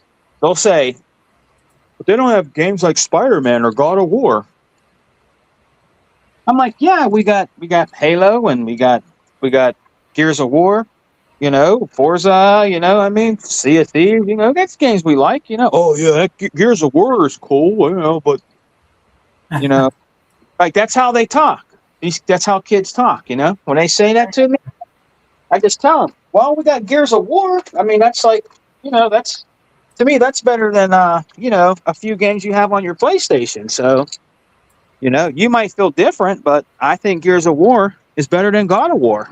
Yeah, that's funny, dude. Well, they get mad about that because, all around the world, even in Hawaii or whatever, they always hype that game up like it's the best game that was ever made. God of War is not the best game ever made. It just isn't. You know what I mean? Yeah, I played God of War, Brother Sega Forever, and it's not that great. It really isn't, man. I've played it. It's not that great. It's okay. I'm not saying it's a bad game, but it's not the best game ever made. It just isn't. Spider-Man definitely is not the best game ever made. So, no, 100%, dude. I agree with you. But then, like you said, though, that's the mentality, right? Because that's the narrative. Once you played Spider-Man, Brother Sega Forever, you played them all. That's just the truth. I have Spider-Man games on the 360, and to me, those are better than even the ones on PlayStation. I tried the ones on PlayStation 4. What's the one called? Miles Morales. Tried that one. And I tried the original one. I found it boring. I'm going to be honest with you. Some of the fight scenes were cool, and some of the action in it. But, dude, after a while, boring. Oh, crap. I forgot. I got to get this milk home to my mom. Oh, Just like, different things they're saying in the game. yeah. Stuff like that. I mean, like I said, Brother Sega Forever, I'm not going to say it was a garbage trash game because it's not. But it bored me, Sega Forever, and I took it back to the library. I stopped playing it. It bored me. I tried the games. I wanted to see what everybody was talking about, and I'm just giving you my honest opinion. It was not for me. It just wasn't. No, it's kind of like what we talked about earlier. Yeah, there are games out there that's not everybody's cup of tea. Right. But what it is that it's just everything's measured now. Everything's calculated. Yeah. And again, shout out to Asha for what she said. At the end of the day, it's entertainment, man. So right. Right, Brother Sega Forever. Right. And I'm not telling people. Right, Brother Sega Forever. And I'm not telling people. Let me tell you this, Brother Sega. I never told you this. Mm-hmm. I think it was last month. Now, I go into GameStops. I just go in. And I had this guy there. Hey, what's up, man? You need, and he helps some dorky looking white dude. I said, nah, I'm good, man. So, you know why I go in there? I go in there and I look at the games, but I like to hear what people are talking about gaming. Right. And this guy said, what was he talking about? And he was wrong about it too. Oh yeah, man. The one guy come in and said, yeah, man, I'm looking for that Halo. Can't wait to play that Halo Combat Evolved on my Xbox. It's coming out for PlayStation though, right? It's coming out for PlayStation 5. Just let you know. That, he's trying to make him like get a PlayStation or maybe choose a PlayStation 5 and all that. You know what I mean? Just the way he said it to the guy. Yeah. You know what I mean? Like this is what they do in these stores, Brother Sega Forever. If they say something good about it, even if they say, "Hey, I'm getting my own, man. I can't wait to play Halo Combat Evolved, man, on my Series X." But guess what, man? It's coming out for PlayStation 5, though. It's coming out for PlayStation 5. I'm like, damn, dude. Yeah. You guys really try. You guys try so hard to promote PlayStation when the guys mainly he was talking about the Xbox, but you have to put that in there. Yeah. Just different things like that. And that's what they do when they go in there. Any customer that comes in there, because I'll go in there every once in a while just to see how they're talking. And they always promote, they never say nothing about Xbox at all. It's always PlayStation, dude. Always. And when you go in there, the commercials that come on their little TVs, it's always about PlayStation games. Yeah. That's You don't hear nothing about Xbox. Dude, you don't even hear nothing about Nintendo. It's mostly about PlayStation. You might as well call it the PlayStation Store. It Yeah. shouldn't be called GameStop. It should be called the PlayStation Store. Because that's all you hear about. Yeah, like when you hear those guys, anytime you read an article, right, if they list this game coming to all consoles, PlayStation, it Yep. always puts PlayStation first. Yeah. Yep. Yep. Yeah. When you do a search too. When you do a Yep. search on Amazon, let me see. I'm gonna get this game. It'll pop up the place. You'll put an Xbox, but it pops up PlayStation. Yeah. It'll pop up PlayStation. This is what I'm talking about. See, that's the stigma, brother. That's why there's people going around talking like that and being the way they're being, because they act like PlayStation is the only game system that has the game when it's not. And it's also not exclusive also. That's one thing that they're really good at destroying, people's minds, like acting like it's only on PlayStation when it's not. It's also coming out for Xbox, and they never say that. You know what I mean? They never do that at all. You know? And again, I hope that's something that Asha is cognizant of. Yeah. And not that she has to do something directly, that would be good. Yeah. But if she could just like change some of the business practices Right. that they got going on. Hey, Deceiver, sorry, brother. Got the Deceiver here. Let me read his comments real quick. I Deceiver? don't know. Yeah, what's up, Deceiver? I don't know. Phil said, make what y'all want, and they made clean, kill, mistake, etc. instead of Halo games, etc. Well, I mean, so Deceiver, they did make Halo games. People complained about it, right? But the reason Phil did that is because Game Pass Uh-huh. needs content. Yeah. So that's the discussion we're having now, right? With how successful is Game Pass. And What? why did it? But at the end of the day, like if you have a service like Game Pass, you need content. And for me, Deceiver, I'll be honest with you, it's not everybody's cup of tea. Now something can be said for the amount of money that they spend on this stuff. And I think on the front end, what ended up happening was because they bought um, oh my gosh, what's the name of the? I can't think of the name of the company right now. That's so. The guys who made Keon, the one that does Psychonauts. Oh my gosh. Anyway, when they bought them, they understood that they had to pay a certain price, right? But they did give them creative freedom, and that's a discussion that you can have. But given the time, I can understand why, because at least one good thing I like about Phil, even though a lot of people now are second guessing what he did. I believe that you do need variety in gaming because I do believe it's an entertainment industry. What Asha's going to do to come in here is kind of crack the whip and make sure that Microsoft is getting more bang for their buck. That's the big difference I see. Because Phil was a really nice guy, and he wanted the creatives to have that kind of control. Obviously, they might have a little bit too much control, right? But then also the economy shifted. So I'm not trying to say you're wrong in what you're saying. I just think there's a lot of things that went on to that. And at the end of the day, I would like to have more games like this, just to have variety, personally. But if it's not paying the bills and Microsoft's starting to crack down on that, I wanted to see that. This is why I also said earlier in the podcast, I wish Phil would have been a little bit more immediate with the acquisitions that they did, like keeping COD exclusive. Because 100% that's what Hebot says all the time. Like they would have came over. Yeah. Because there's people that just play the game, they don't care about the console. No, they don't. TCAV says they want to wish Xbox is dead into existence, to be honest. They hate on Game Pass because PlayStation was there. Yeah, 100% TCAV. 100%. What did he say, brother? He said Deceiver says they want to wish Xbox is dead. Yeah. Into existence. That's what they want to happen. But Well, to be yeah, honest, 100%, brother. They hate on Yeah. Game Pass because PS doesn't have it. Yeah. I mean, if you look at it, it's one of the best services that's come out in gaming in a long time. I mean, you can argue about the price, but at the end of the day, if you look at what it offers you as a gamer, and I'm talking about gamers specifically, you can't get more better than that. Yeah. That's what I mean, brother. You're right, brother Sega Forever. They just,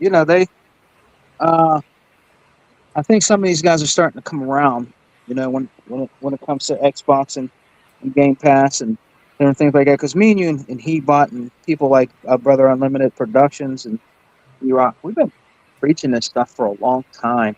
Mhm. And some people are just coming around. How long have we been saying this, Brother Sega, forever? I mean, honestly, since Game Pass come out, that's all we ever talked about. You know, how good the value was for it. And they went and they listened to other people and they missed out on a lot of things, man. They missed out because they want to listen to these podcasts that did nothing but poison their minds about Game Pass. So it's not good, it's killing gaming, you know, it's not good for the developers. And they believed in that stuff, man. Yeah, unfortunately. Yeah. Yeah. I mean, there's some. Okay, so there could be some things in the finer details, right? But that's what business is, right? You got to get the best deal. What I don't agree with is the way that what it's coming out is that how Microsoft and Xbox are taking advantage of Underfield. Yeah. Um, and again, I think with Asha we won't have that problem. But I like what Deceiver says because that's called the Xbox stealth tax, 100% Deceiver. Yeah. 100%, brother. Deceiver. Yeah. Deceiver says what I mean by that is resources could have been better elsewhere. But I Yeah. agree with the needed content too. No, 100. I agree with you 100% Yeah. Deceiver. Right? I mean, and again, this is what the rest of the world is kind of waking up to. Like why did Phil agree to this or why did we do that?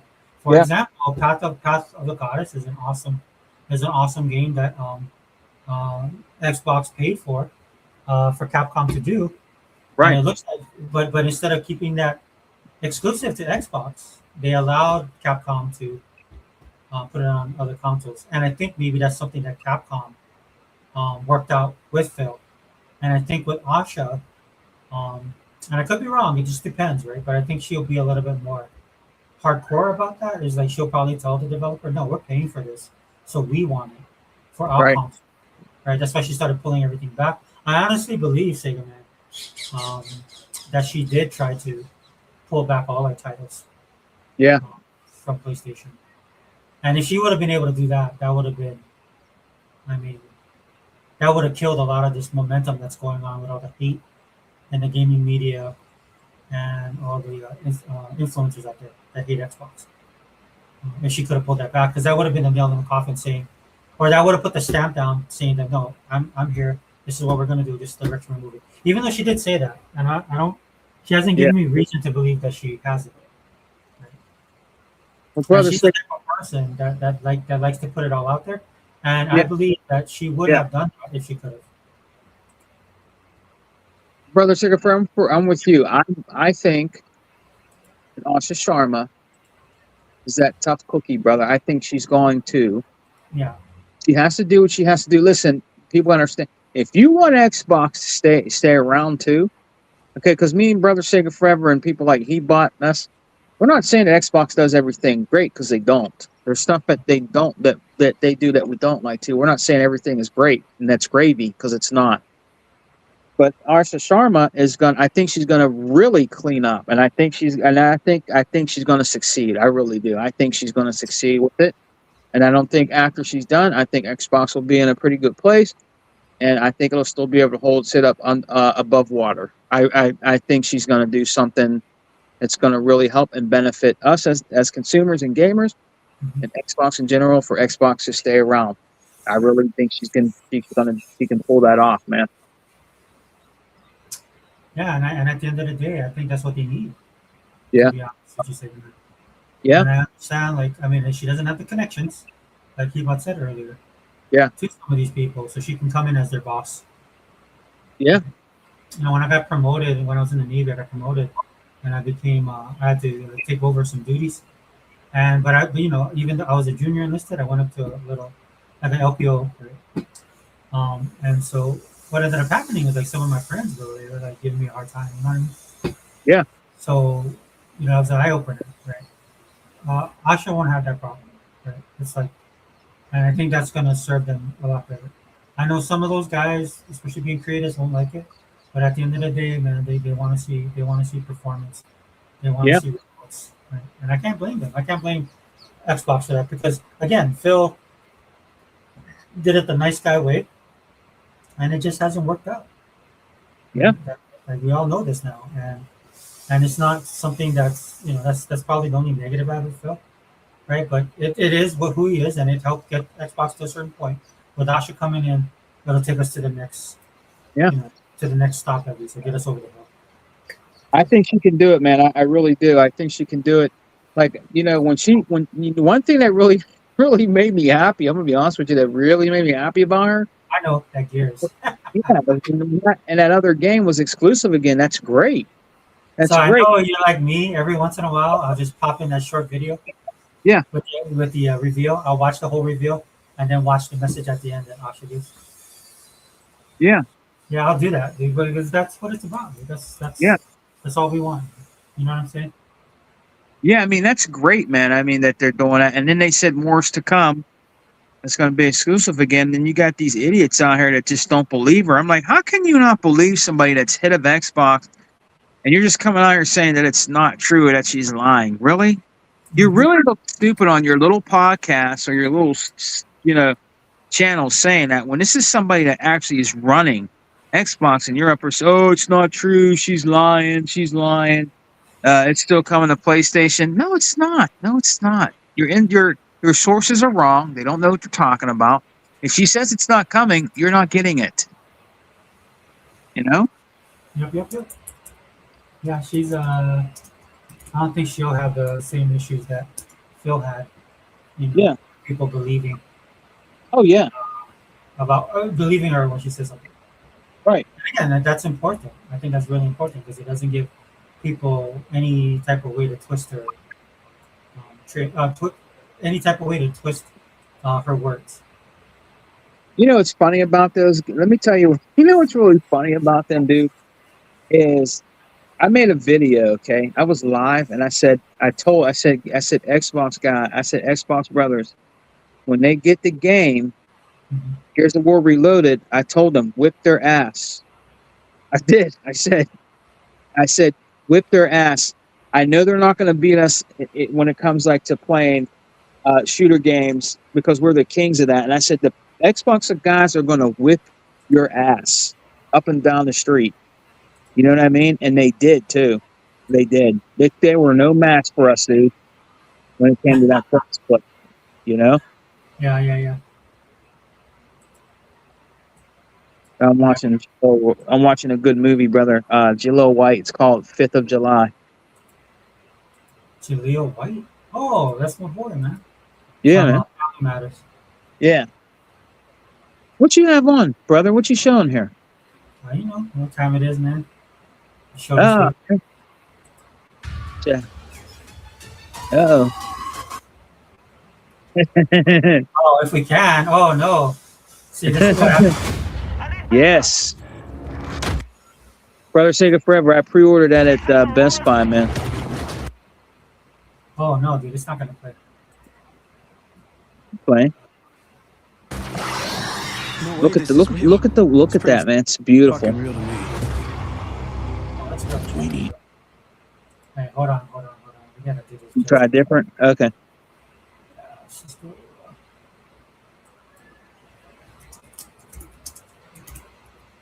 Xbox Showcase 2026.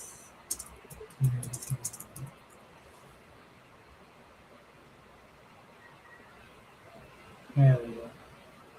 Oh, that was a. Was it this one? It was what was it like glitching for you? You know what it is? Probably because I'm using StreamYard, dude. And it's not. Yeah. Oh yeah, even this one's. Yeah. The coalition emergency. Yeah, it might be my internet connection, dude. That's all right, man. Broadcast system.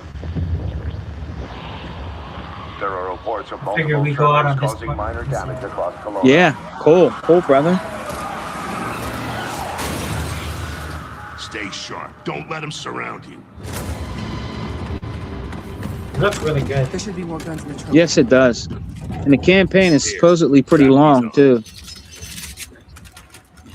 That's what I'm hearing. This isn't enough.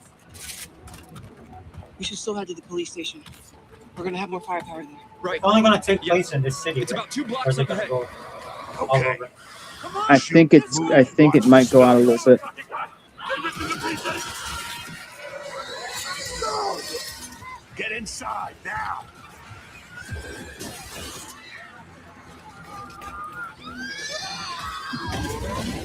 Ground's opening!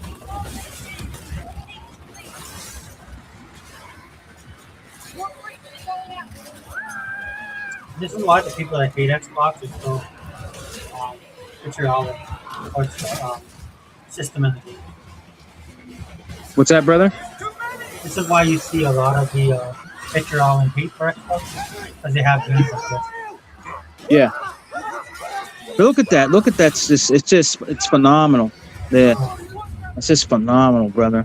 Even looking at it with us talking here on the screen here, it's phenomenal.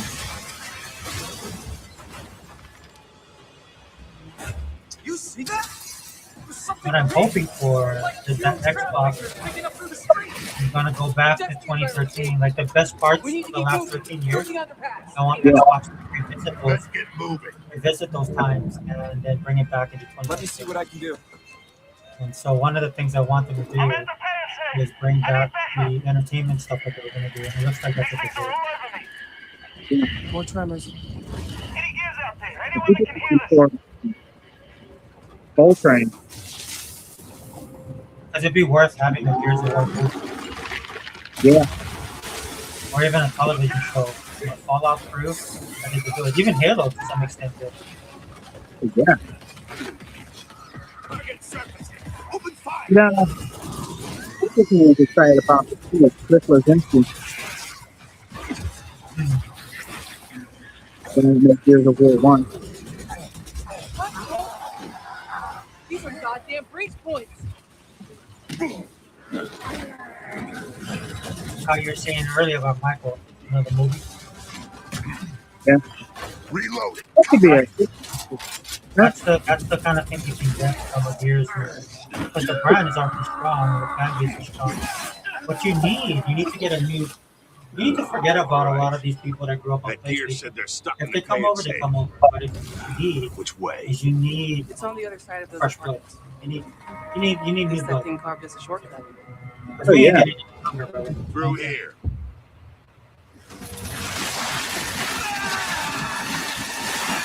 Too slow.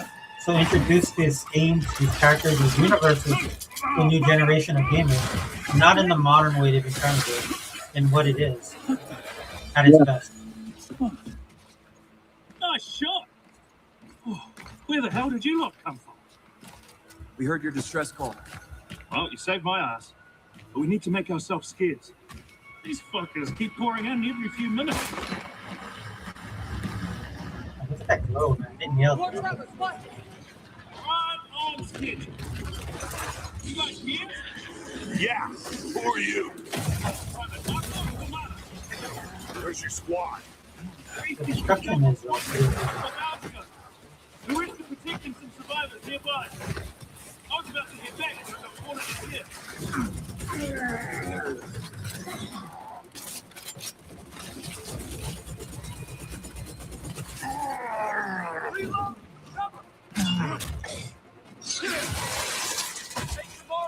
Wow. that was vicious. It was. And this is what this is supposed to do, because you know I'm more of a Halo guy, right? This has got me excited, right? Right. Yeah. And that's the whole purpose of these showcases and these trailers, right? Oh, yeah. Yeah.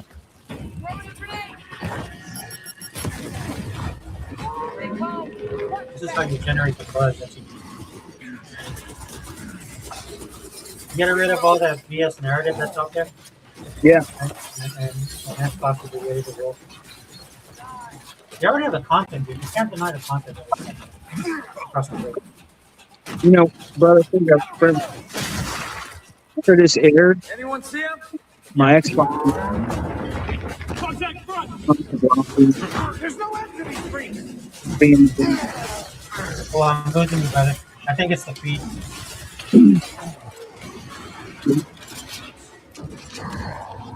Pick him off. On your right.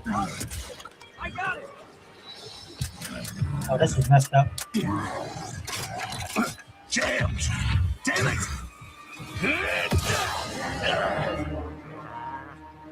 And you do that to somebody, and it's just like, you're not in trouble.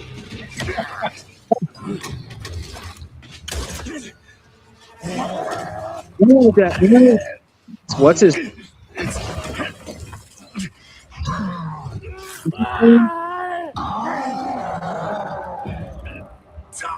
What's that, bro?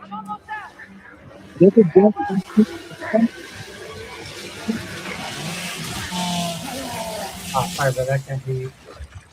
No, that's not him. Yeah, That was we're talking. tough guy. Our roads converge again. Marcus Phoenix.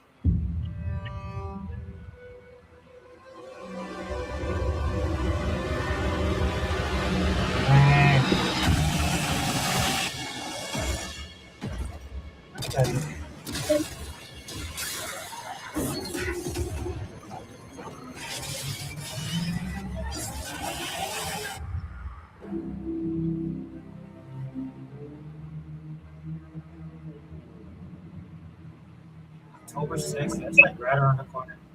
Yep. That's going to be really good, dude. Oh, they didn't do the Asha part.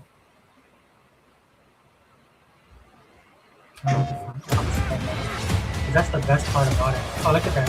Wolverine. Excited, PlayStation fans? He-Butt was saying that Wolverine looks like fake, like the way they made him look. He doesn't look like they said he looks kind of fake or something. Right. They're waiting for that. Look how long they've been waiting for that game. I mean, it's crazy to me, bro. I mean, they wait so long for stuff, you know what I mean?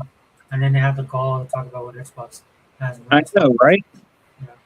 They talk about it long for games, but they wait long too, which for some of their stuff. Yeah. The saver says Pony's mad they got God of Laundry and not E-Day. Yeah. Yeah. Aren't they changing God of War? I heard something about it. Are they changing it? Oh yeah, guess what? Yeah, you're right. Brother Sega Forever, they're mad about this too. Now the new God of War is going to be not him; it's going to be his wife fighting. Oh my gosh, really? Now they're mad about it because I guess it's a woman. Oof. You know, Mike, I tell you the story, bro. So, you remember when Metal Gear Solid 3 came out? I think it was 3. Yeah. And I worked with this guy, bro, and he was the biggest Metal Gear Solid fan. He'd walk around, like, he talked like Solid Snake because he could do the voice. Yeah. But there's 2 games he loved. He liked Metal Gear Solid, and then he played Tekken all the time. Yeah. And so, you know, I like Metal Gear Solid, but I wasn't as a huge fan as him. And he would just constantly talk about it, and every time we see him, that's all he talks about. And then the game released. And then I remember, man, we were at the cafeteria eating, and then we saw him. I was like, hey, what's up, man? So I just naturally expected him to talk about Metal Gear Solid 3. Yeah. And then I said, so what, dude? You probably, because I have another friend that loved Final Fantasy, and he'd get it on Friday and beat it on the weekend. Or he'd get the game and then beat it on the weekend. So that's what I expected this guy to do. Yeah. So but I was surprised because we were just kind of talking about stuff, and he never brought up Metal Gear Solid. Because we all figured he would. And then I was like, all right, man. So did you get to play Metal Gear Solid? He goes, oh, yeah, I got to play it. And I was like, oh, so what's up, man? You haven't said anything. I was like, oh, yeah, that's okay. That's good. But when he said that, we were kind of like, whoa, what's going on? And I hadn't played the game yet. So then when I played the game, you start off as Solid Snake, but then you switch to Raiden. Right? Yeah. The game is actually about Raiden. And as soon as that happened in the game, I was like, oh, my gosh, now I know. Now I know why he was like that. And then the next week when I saw him, I was like, hey, bro, were you upset that they switched? And then he just let it all out. He was all pissed off that they picked Raiden instead of Solid Snake. So I was telling him, I was like, well, sometimes people like to do things different, man. They're trying to experiment and stuff like that. He goes, I don't want to hear that BS. Yeah. I play Metal Gear Solid and play Snake.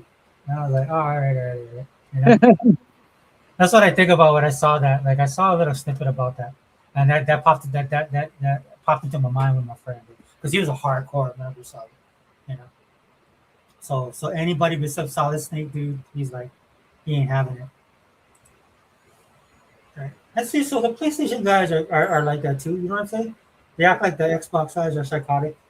Yeah. I mean, not only are you guys psychotic, dude, you liars. You're in denial, and you like to lie. So fans are fans, dude. You just gotta deal with it. You know what I'm saying? But at the end of the day, I mean, that's Manini. Oh, sorry, that's sorry. That's small. That's small comparatively to actually ending their physical discs. Yeah. What really surprised me is nobody was pissed about the. I know people were mad, but they just kind of glossed over that 500 movies that they lost. You know what I'm saying? I was like, bro, what's going on? That to me, that would have been more so. You know what I'm saying? Oh yeah, brother. Yeah. That's one of the reasons I never got a PlayStation after three. Right? My information got exposed, and you had to jump through hoops to get it done, and I was done with them because at that time I was just using the PlayStation as my entertainment device. Yeah. You know what I mean? So Well, it it's was just like today. I was at a game exchange, my exchange up there, and this guy that was helping me. I asked him. I said, "Are you into video games?" He said, "Yeah." I said, "Yeah. What do you play on?" He said, "Oh, I like the Nintendo Switch." I said, "Oh, you do?" I said, "You're gonna get the Nintendo Switch too?" And he's like, "Oh, hell no, I'm not getting that. I'm keeping the Switch One. It's not worth the money, and I'm not paying that much for games." You know what I mean? He said, "I'm going to stay on my Switch One." He says the Switch One's better. as far as performance too.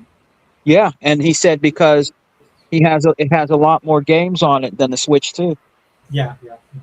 and that's why he said he's not going to convert over. He said he's going to stay with his Switch One. I said, "Man, that's probably the best thing you can do, dude, because that Switch Two right now it's like almost $600, and the games are like near $80, and they're very lackluster. They're not really worth investing." He said, "Yeah, I agree, man." He said, "I'm just going to stay at my Switch One. I can get a lot of games for it, and it's cheaper for me." Dude, and to me, that's karma. It's Yeah. karma coming back on these guys, Yeah. Nintendo and Sony. Yep. Because I remember when in 2013 when Xbox launched, they had a good lineup of games. I think Xbox was the last company to do that. Was to Yeah. actually come out with more than just a couple games and come up with solid games, like Yep. Killer Instinct, the fighting game. They had Yeah. the what's that Capcom zombie game? Yeah, I can't remember Said Capcom what? the Capcom zombie game, the popular one. I love Resident it. Evil. No, the other one, the Oh, uh, you talking about Dead Rising? yeah, Dead Rising. They had a new Dead Rising game. Yeah. They had Titanfall was right around the corner. They had Yeah. Sunset Overdrive, right? And I think Xbox was the last company to pull that off when the Xbox One launched. Yep. Because the Series S and X and the One X and One S were just extensions. Right? It's just refreshes. Yeah. Better consoles, but you know what I'm saying? It wasn't a complete. Not like you're gonna have with the Helix. Yeah. And then with the Helix, because of backwards compatibility, and who knows what they're gonna do with it, right? Um, like it's gonna, it's gonna surpass any other console launch that's ever come out ever, right? Because nobody else is doing that. So to your point, Siggy man, I just think that's just again, chickens coming home to roost for these guys. Right? Yep. Because they've never supported the. If you're just talking about being a straight up gamer, or being a gamer and a consumer, then you should have backed the Xbox. Told you that. I mean, we were talking about this. Remember, we were talking about this a couple years ago too. That that karma is going to come back around to you. You can't just keep doing this and think that you're not going to get it back. That karma's hitting them real hard right now. Now they don't know what to do. They're making all these videos saying that, oh, it's okay to be a fanboy. It's okay to be a fanboy. That Yeah. Xbox trash gaming. Go check. That's what he said. It's all right to be a fanboy. Like what you like. Do what you want. I'm like, well, you weren't saying that last week though. You were saying how much Xbox is dead and Xbox sucks and PlayStation is doing this and it's better for this and that. But now you're saying it's okay to be a fanboy. This is what I'm talking about. Stupid crap. He looks real dumb too, dude. I mean, he does. He's not even original. He copies and regurgitates what everybody else says. You know, he's not even original. I mean, Yeah. it's sad because that's how disconnected they are. If we're being honest, make Yeah. their own brand. You know what I mean? Because that's what happens, dude. You can only do so many things at once, and when you're ultra focused on Xbox and not paying attention to your supposed console of choice, this Yeah. is the thing that happen, dude. And you get caught. You get caught in the lie. You know what I'm saying? Yeah. And it couldn't happen to a better group of people. Than Oh these yeah. guys. Oh yeah. You don't even see, dude. You know what? You don't even see what's his name. He's hiding. You know that he ain't even coming out. Porter. Yeah. He's hiding. Oh, I I'm don't. on I don't vacation. yeah, because if he does, dude, he's gonna get double barrel, man. Yep. Should they even have Tim Dog? Even Tim Dog is back on Xbox. Is he? Yeah. I've been. You know what? I follow. He's probably the only person I follow from the old school. Yeah. And you know, I had to admit to him I was wrong about the games. He was right, so I told him, I said, "Hey, man, just want to come over here. I just want to say I'm sorry. You were right, and I just want to apologize." And Yeah. he was cool about it. Right now, I'm not Yeah. saying I agree with everything he says, but you know, I think he sees the writing on the wall as well, and he seems to be happy. Mm-hmm. Um, and I think it's something that a lot of the Xbox faithful, a lot of us that bleed green, are very looking forward to under Asha. I know I Yeah. am. Yeah. What she's doing now. Again, just we'll close it up, Sigmund. But Okay. No problem, brother. yeah. Look, in closing, man, I just want to say, dude, shout out to Phil. Again, I might have had a few disagreements with what you said and what you did. Yeah. But overall, man, I just want to acknowledge the time that you were in Xbox, also what you did for Xbox Yep. as a whole, right? With the games, with the games, with the interaction, right? The community you built, the things that you laid down, the foundation of which Asha will be able to move forward on and has been moving forward on. Um, didn't agree with everything he did, but again, a lot of the stuff we have right now, we wouldn't have if it wasn't for Phil's time at Xbox, and I think he needs to be acknowledged for that. I'm not going to be one of these guys that do the Monday morning quarterbacking because I don't have to. The things that I had a problem with Phil, I was honest about, and that's a lot of us. Yeah. Right, Sigmund? A lot of us in our Yeah. group were Yeah. honest about this. Some of us agreed, some of us didn't agree, but we're very forward. That's why I don't have to sit back here and second guess or mince my words because at the end of the day, the things that I didn't like that he did, I think they're going to disappear now. Right? Unfortunately, I think there was some opportunities that were missed. I hope Asha can take it back.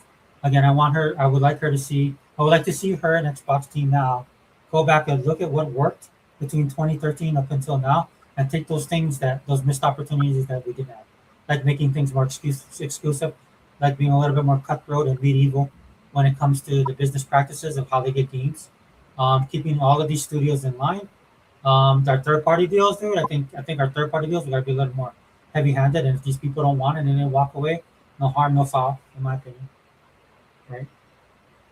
So this is a new Xbox that I'm looking, but with that being said, that doesn't take away the legacy of Phil Spencer had, not just when he ran the Xbox division, but his entire career at Microsoft.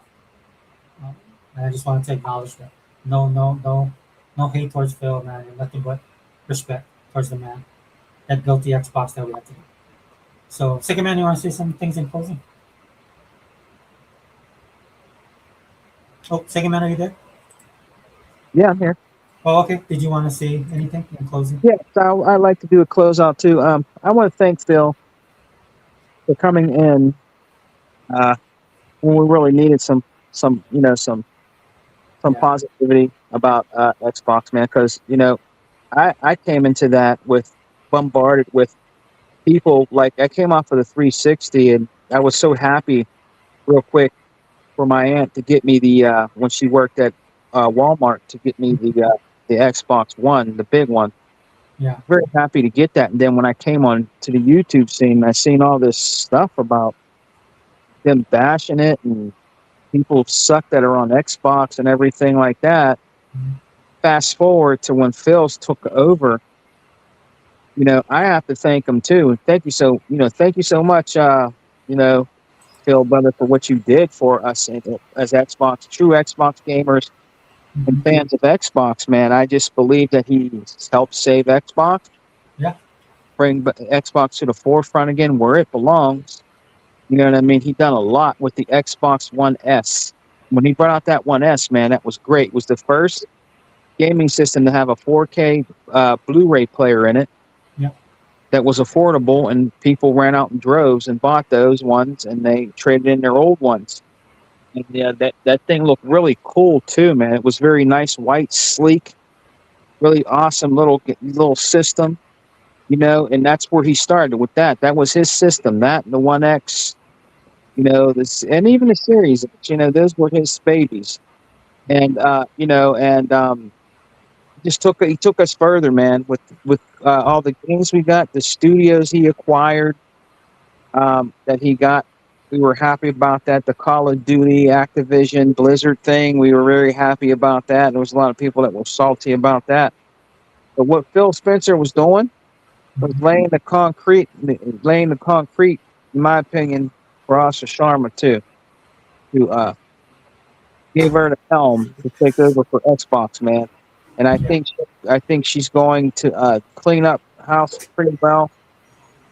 I think she's gonna do very well. She's gonna do very good with that, man. And I gotta just thank him again one more time for. And I actually told him I like shoot 'em ups. I actually wrote him on sent him a message on through Xbox. Yep. And next thing you know, man, all these shoot 'em ups started. They were indies. Some of them were indies, but there's starting to be more shmup games. And I bought them all. Bought as much as I could because I told him how much I liked them, and I said I would like to see more of these, Phil, please, on the Xbox, so I can you know, enjoy them on my Xbox. You know, I started seeing more shmups, and the ones I could get, I bought. You know, I supported it. You know, Hmm. so yeah, man. Congratulations to Phil. I hope he enjoys his retirement. Yeah. You 100%. know, thank you again, Phil, for everything you've done for us with Xbox. You did a fantastic job. I don't care what anybody says. You saved that. You saved Xbox, and I'm very happy with his work, what he contributes to us as fans and consumers for Xbox, man. So yeah, very thankful for that, man. Yeah. Shout out to Voodoo Vince. Voodoo Vince. He brought that back. Yeah, and I actually bought that too. Do you know I actually bought that Hmm. when it after it came out? And he said it was his game. I said, yeah, it's a great game. I bought it. I bought Voodoo Vince. I have it, man. Yeah, Gonna miss the shirts too. yeah. Yeah. Gonna miss the shirts, yeah, man, because they continued what Peter Moore did. You know, Yeah. Yeah. Peter they Moore was hardcore, man. He actually got tattoos. That dude was crazy. yeah, Also for opening up Xbox yeah, to yeah, the other, we got a lot more cooperation from Japan. yeah. Um, you know, And I got to thank him for you know, him and you know, um, him and Major Nelson with Game Pass when it first came out, yeah. promoting Game Pass and stuff like that. Yeah, And man, they hit the ground running with Game Pass. yeah. I remember Netflix when it first started out, man. It was slim pickings because I Oh used yeah, to be a subscriber to the mail. I used to get the disc mail to me. yeah. And again, shout out to Xbox because Xbox put them on the map digitally. Again, Uh, something they never get credit for. that's right, brother. Yep. That's what I would like to see Asha do as well. The documentary they did, The Power On, which I still love. Still watch it. Yeah, I want them to show that a lot of the stuff that Xbox has done for the industry as a whole and outside of the industry, man. Because Netflix, man, I remember, dude, I had so many people on my friends list. That's all they would do. That's all they would do is watch Netflix and play COD or play Halo or play Left 4 Dead. That was the majority, or they were watching Netflix. Right? They had that level of influence. So they really need to think about that. That's the culture I was talking about when it comes to Xbox, brother. That I want them to do that. Deceiver says, I really hope Game Pass is safe. Yeah, me too. I think it is Deceiver because 35 million or 30 million subscribers is nothing to cough at, or nothing to scoff at. But I know the 77 million. Like I said, I did a video years ago talking about 100 million. Um, I don't know if they can reach that goal. I hope so. I don't know. We'll see what Asha does. But they you remember now, with all the talk about people making games and having money made off of that one individual game, right? Whether it's online content or whatever. Game Pass is built that's built into Game Pass from the jump. You basically get you get people buying into the system every month and make money, right? And that's just why I don't see it going away. I think this is why they're going to streamline some of this stuff, and I have no problem with that. But sometimes it's great to have it's great to have a lot of content, but the content also I feel that Game Pass needs a little bit more quality control with some of their stuff. With Game Pass, What's that, brother? I think Game Pass could use a little bit of more quality control. Right? Sometimes I'm tired of like putting on a game, playing it, and it doesn't work, or it doesn't. It's not good with the controller. I have to go into the thing and kind of fix the controller. I think they need to. I think they need to really focus on that kind of stuff because Yeah. there's a point in time where Xbox and they got a lot of hate for this, and this is why it became like the Wild West with a lot of these games. Yeah. Right? Xbox got a lot of hate because they would before they printed the game or the game went gold, right? They had a certain standard that they wanted the game to achieve, and people hated on it for that. So now they let the gates open, but sometimes you don't get that the quality is not perfect, right? And that's something that you want a service that has the content, which is I think is important, and the quality is also important. And sometimes you're gonna, I hope they do that, man. I hope they crack heads on some of these, especially these guys who do games from China, right? These developers. It's built for PC. So when you play their games, that's why some of the games I can't play it, man, because you try and use the controller. I just can't. I try and go into settings and try to set up for myself. I can't do it. Dude. Maybe I'm too old, but that's something that I want them to take care of. Have both quality and quantity. You don't have to have one without the other. But yeah, that Deceiver, I hope it's. I mean, you hope Game Pass is safe, but I think it's going to be fine. But yeah, guys. So just really quickly, just thanks for joining us. Just want to acknowledge the chat, Deceiver man. Thanks for being in here, brother. Appreciate it, Chuckster. Yeah, dude, you can. You're more than welcome here, anytime. Anthony Chipmunk, man, good to see you. Plus, I got my brothers that were in the comment section as well. But cheers to you, Anthony Chipmunk. And then we had NWO Prime, man. NWO Prime, man. I enjoy your videos, man. Keep them going. It's like good to see how you're doing when you do your videos. And if you feel the need, if you ever want to jump in here, let me know, dude. You're always welcome to the podcast. All right. All right, Siggy, man. Thanks for joining, brother. And we out.